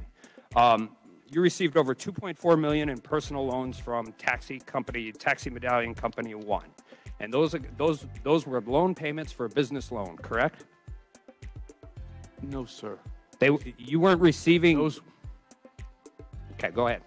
Those were payments that were made by the management company that was operating the medallions. To you. To me. So, and those were deposited into your personal account, or in some instances, your wife's account. It was deposited into the joint checking account of my wife and I. That's located at the base of the building that we reside in. And were those disclosed on your tax returns? They are not. They were not disclosed on my tax return. And in fact, when your accountant talked to you about those deposits, you told them you wouldn't pay for a memo that you didn't ask to be done? That's inaccurate. So the that's sentencing court in New York has it wrong? I don't know what Mr. Getzel wrote, my accountant. There are series of issues regarding his memo anyway, including the fact he's almost directing me in an earlier memo to commit fraud. But putting all that aside with Jeff Getzel, the answer to that is I pled guilty, all right? And I made my mistake, and I'm going, as I've said 100 times now, right? I'm not so sure why the singular attack on my taxes. If you want to look at them, I'm more than happy to show them to you. If the chairman will give me 20 minutes, I got plenty of other things to talk about. Every single word that's written all right, I'm going to reclaim my time. Is not 100% accurate. Well, I'm done. And that's exactly why when it comes to the credibility, why I asked Mr. Davis, Mr. Monaco to please Let's figure out how. But that's my point with the credibility. So that you understand. These aren't isolated. These are not isolated incidents of attack. These were constant deceptions. Whether it's rolling over a $20 million line of credit to a $14 million credit, you went through great lengths to conceal that from one bank, while at the same time you are reducing your net income to another bank. These aren't things that happened on January 1 of 18, January 1 of 17, January 1 of 15. These are things that were constantly involved on a. My question is, was it exhausting keeping track of all the lies you were telling all these people? The gentleman's time has expired. You may. I don't have an answer for him. Very well, thank you for Mr. Judge. continuing the narrative. Thank you, Mr. Chairman. Mr. Cohen, good luck on your road to redemption. Thank you. It's going to be a long way. The opposite of that is tradition, as I remember, and that's particularly hard on your children. So I wish you well, and I wish your family well. Mr. Cohen, as you sort of described your road to here, Mr. Cooper asked you when the moment was, or moments when you decided you needed to change. It strikes me there is a transition that you have illuminated here. Your period of time, the 10 years working for somebody who you admired as a developer, and then when Charlottesville happened, and quite frankly, when the special counsel called you in, obviously was a key part of it, or you wouldn't be here. But the in-between part I find really interesting and troubling, at least in terms of appearances and confidence that the American people would have in this institution and democracy, quite frankly. So during that period of time, I want to ask you about two specific, if we have enough time. First, the Trump Tower. So you were negotiating for this. As you said, it was to be the tallest building in Europe. In your guilty plea with the special counsel, you quote, say, it quotes, Cohen asked individual one, is that President Trump? Yes. Okay. About the possibility of President Trump traveling to Russia in connection with the Moscow project, and asked a senior campaign official about potential business travel to Russia. When did this conversation happen? Do you recall? Early on in the campaign. And who was the campaign official? Corey Lewandowski. What did you discuss in this meeting? Possibility of which dates that Mr. Trump would have availability if, in fact, that we were going to go over to Russia to take a look at the project. I'm sorry, sir? So go ahead. Unfortunately, it never came to fruition because we were never successful in getting the first prong of what I needed, which was ownership or control over a piece of property. And until such time, there was no reason to come up with a date. But when I first received the information request to go to Russia, what I decided to do is spoke to Mr. Trump about it. He told me to speak to Corey and see what dates might be available if I got the information I needed. So it stopped because of appearances, or did it stop because the parties decided not to pursue it? I'm so sorry, I don't understand your question. So why did the pursuit of the Trump Tower that Mr. Trump has now said, of course he pursued it because he thought he might be going back into the development business. Why was the reason that the deal stopped? Because he won the presidency. Okay.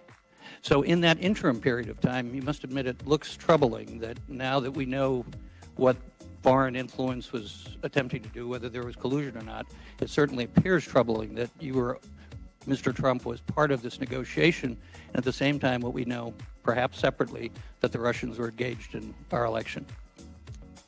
Well, I don't know about them being engaged in the election. I can only talk for myself. Here I would say to Mr. Trump, in response to his question, what's going on with Russia, is I'm still waiting for documents. And then that night at a rally, he would turn around and do his battle cry of no Russia, no collusion, no involvement, witch hunt.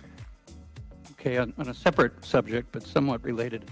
On January 17 of this year, the Wall Street Journal published a story stating that you hired John Gager, the owner of a consulting company who works for Liberty University in Virginia, to rig at least 2 online polls related to Donald Trump. Did you hire him? Those were back, in, I believe, 2015? 2014. 2014. So you did hire him? Yes, I spoke with Mr. Gauger about manipulating these online polls. And did he use bots to manipulate the poll? He used algorithms, and if that includes bots, then the answer is yes. Yes, that's accurate. Did the president have any involvement? Yes. In directing you to do this? Yes. What were the results of the poll? Exactly where we wanted them to be. In the CNBC poll, we came in at number 9. And the Drudge Report, he was top of the Drudge Report as well. Okay. Poll. And please understand also, the CNBC poll was called The Contenders, and it was top 250 people that they named, and it was supposed to be the top 10 most influential people. Let me just finish with, earlier today, you directed a comment to my colleagues, and I'm quoting, so correct me if I got this wrong. You said the more people who follow Mr. Trump, the more people will be where I am. Is it your expectation that people in the administration will end up where you are? Sadly, if they follow blindly like I have, I think the answer is yes. Thank you. Time has expired. Mr. Subi. Thank you, Mr. Chairman. When I ran for Congress, I talked about how Washington was broken. But I certainly did not expect the level of political gamemanship, partisanship, and sheer stagnation of policies that would improve the lives of Americans that I'm witnessing today. It is terribly disappointing to me that this committee and its chairman chose to spend our time in questioning an individual that has zero probative value and zero credibility, instead of spending our limited time focusing on improving the lives of Americans, creating jobs, or streamlining the functioning of our federal government. Yet here we are, taking testimony from a convicted liar, and not someone who has just lied to his clients or family or friends, but testimony from an individual who deliberately and premeditatedly lied to this body. He lied to Congress through false statements and written statements. He lied to Congress through his testimony. He then amplified his false statements by releasing and repeating his lies to the public, including the other potential witnesses. Yet now, we on this committee and the American people are expected to believe Mr. Cohen's testimony. I don't know a juror in America that would believe anything Mr. Cohen says given his past actions and lies. Mr. Cohen, you stood before multiple congressional committees before today and raised your right hand and swore an oath to be honest. Is that correct? That is correct. And you lied to those congressional committees. Is that correct? Previously? Correct. Yes, sir.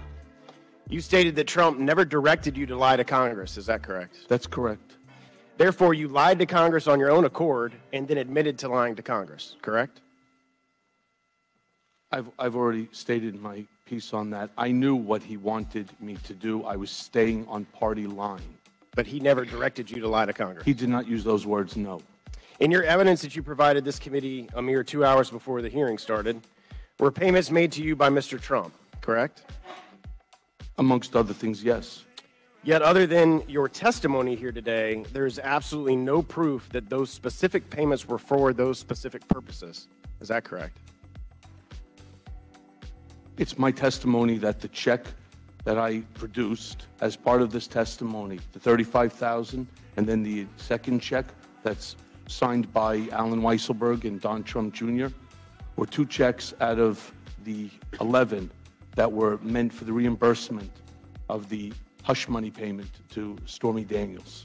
So in your testimony on page 13, you claim, and I quote, Mr. Trump directed me to use my own personal funds from a home equity line of credit to avoid any money being tracked back to him that could negatively impact his campaign. Do you have any proof of this direction? Just the payment, sir. So no email? Mr. Trump doesn't have email. So no recording? I do not have recordings, no. No text message? Mr. Trump doesn't text message. So no direction other than your testimony today that that's what the payment was for? And the fact that I paid on his behalf, at his direction, the money to Keith Davidson's IOLA account. You're right, there's no other documentation I have. So nothing that you produce as part of your exhibits prove that President Trump directed you in any way to make that payment? I don't even know how to answer that, sir. Well, it's pretty simple. There's nothing in the evidence that shows, or the exhibits that you provided today, that show that Trump directed you to make those payments. Other than the non-disclosure agreement that has been seized by government authorities and is widely shown, I don't believe there's anybody out there that believes that I just decided to pay $130,000 on his behalf. Well, you were his attorney for over 10 years. That doesn't mean that I pay $130,000. Well, it doesn't also mean that he wasn't paying you for representation of counsel. Okay. So how did President Trump even know you had a HELOC? I'm so sorry, sir. How did President Trump even know you had a HELOC? because we discussed it, because I told him the same thing, that I didn't want my wife to find out about it. And as one additional, Rudy Giuliani himself came out and expressed that Mr. Trump reimbursed me for the money that was spent to pay Stormy Daniels. And did you tell Chris Cuomo that you had no access to Mr. Trump during October and November of 2016? I'm sorry, I don't know what you're referring to. Your interview with Chris Cuomo. I would need to see the document. Did you also tell Chris Cuomo that you made these payments without telling Mr. Trump because you wanted to protect Mr. Trump? And I was protecting Mr. Trump. And you told him that you made these payments without telling him? When I said that, if that's what I said to Chris Cuomo, yes, that was my line. And if this unsupported claim was true, then it would be part of an ongoing investigation as evidence of a crime, and the Department of Justice would not let you discuss it during your testimony here today. Is that correct? I don't know. Someone's time has expired. Did you answer? Yes, I did want to say one last thing. Not only did I lie to the American people, I lied to the First Lady. When the President called me, I was sitting in a car with a friend of mine, and he had me speak to her and explain to the First Lady. So the answer is you're not accurate, and I don't feel good about any of this, and this was not my intention. Ms. Lawrence. Sorry.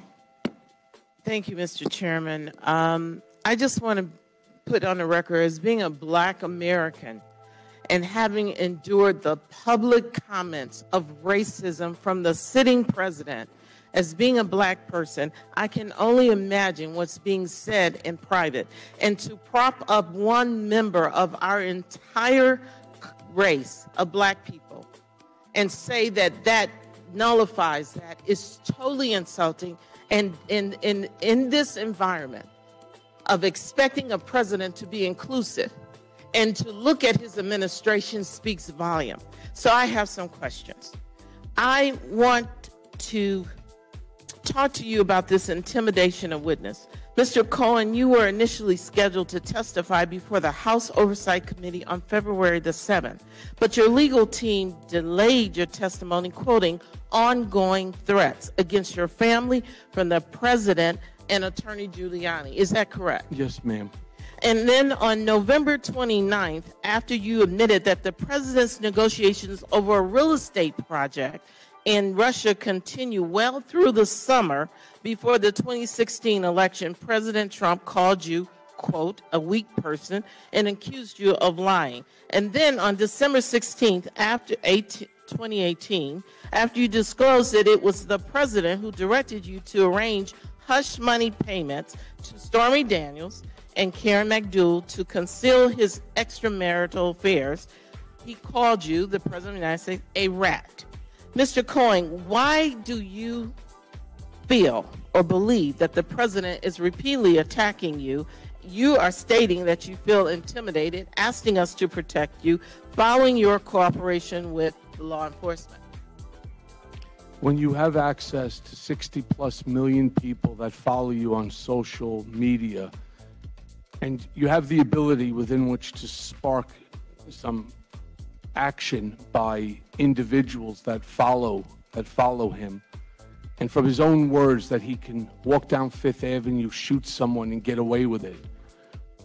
It's never comfortable when the President of the United States... What do you think he can do to you? A lot. And it's not just him. It's those people that follow him in his rhetoric. What is a lot? I don't know. I don't walk with my wife if we go to a restaurant or go somewhere. I don't walk with my children. I make them go before me because I have fear. And it's the same fear that I had before when he initially decided to drop that tweet in my cell phone. I receive some, and I'm sure you'll understand, I receive some tweets, I receive some Facebook Messenger, all sorts of social media attacks upon me, whether it's the private direct message that I've had to turn over to the Secret Service because they are the most vile, disgusting statements that anyone can never receive. And when it starts to affect your children, that's when it really affects you. On January 20th, 2019, Mr. Giuliani called your father-in-law, quote, a criminal, and said that he may have ties to organized crime. Mr. Cohen, do you believe that the president, Mr. Giuliani, publicly targeted your father-in-law as an effort to intimidate you? Can you elaborate? Why is your father-in-law being pulled into this? I don't know the answer to that. My father-in-law was in the clothing business, came to this country because in the 1972-73, the expulsion of Jews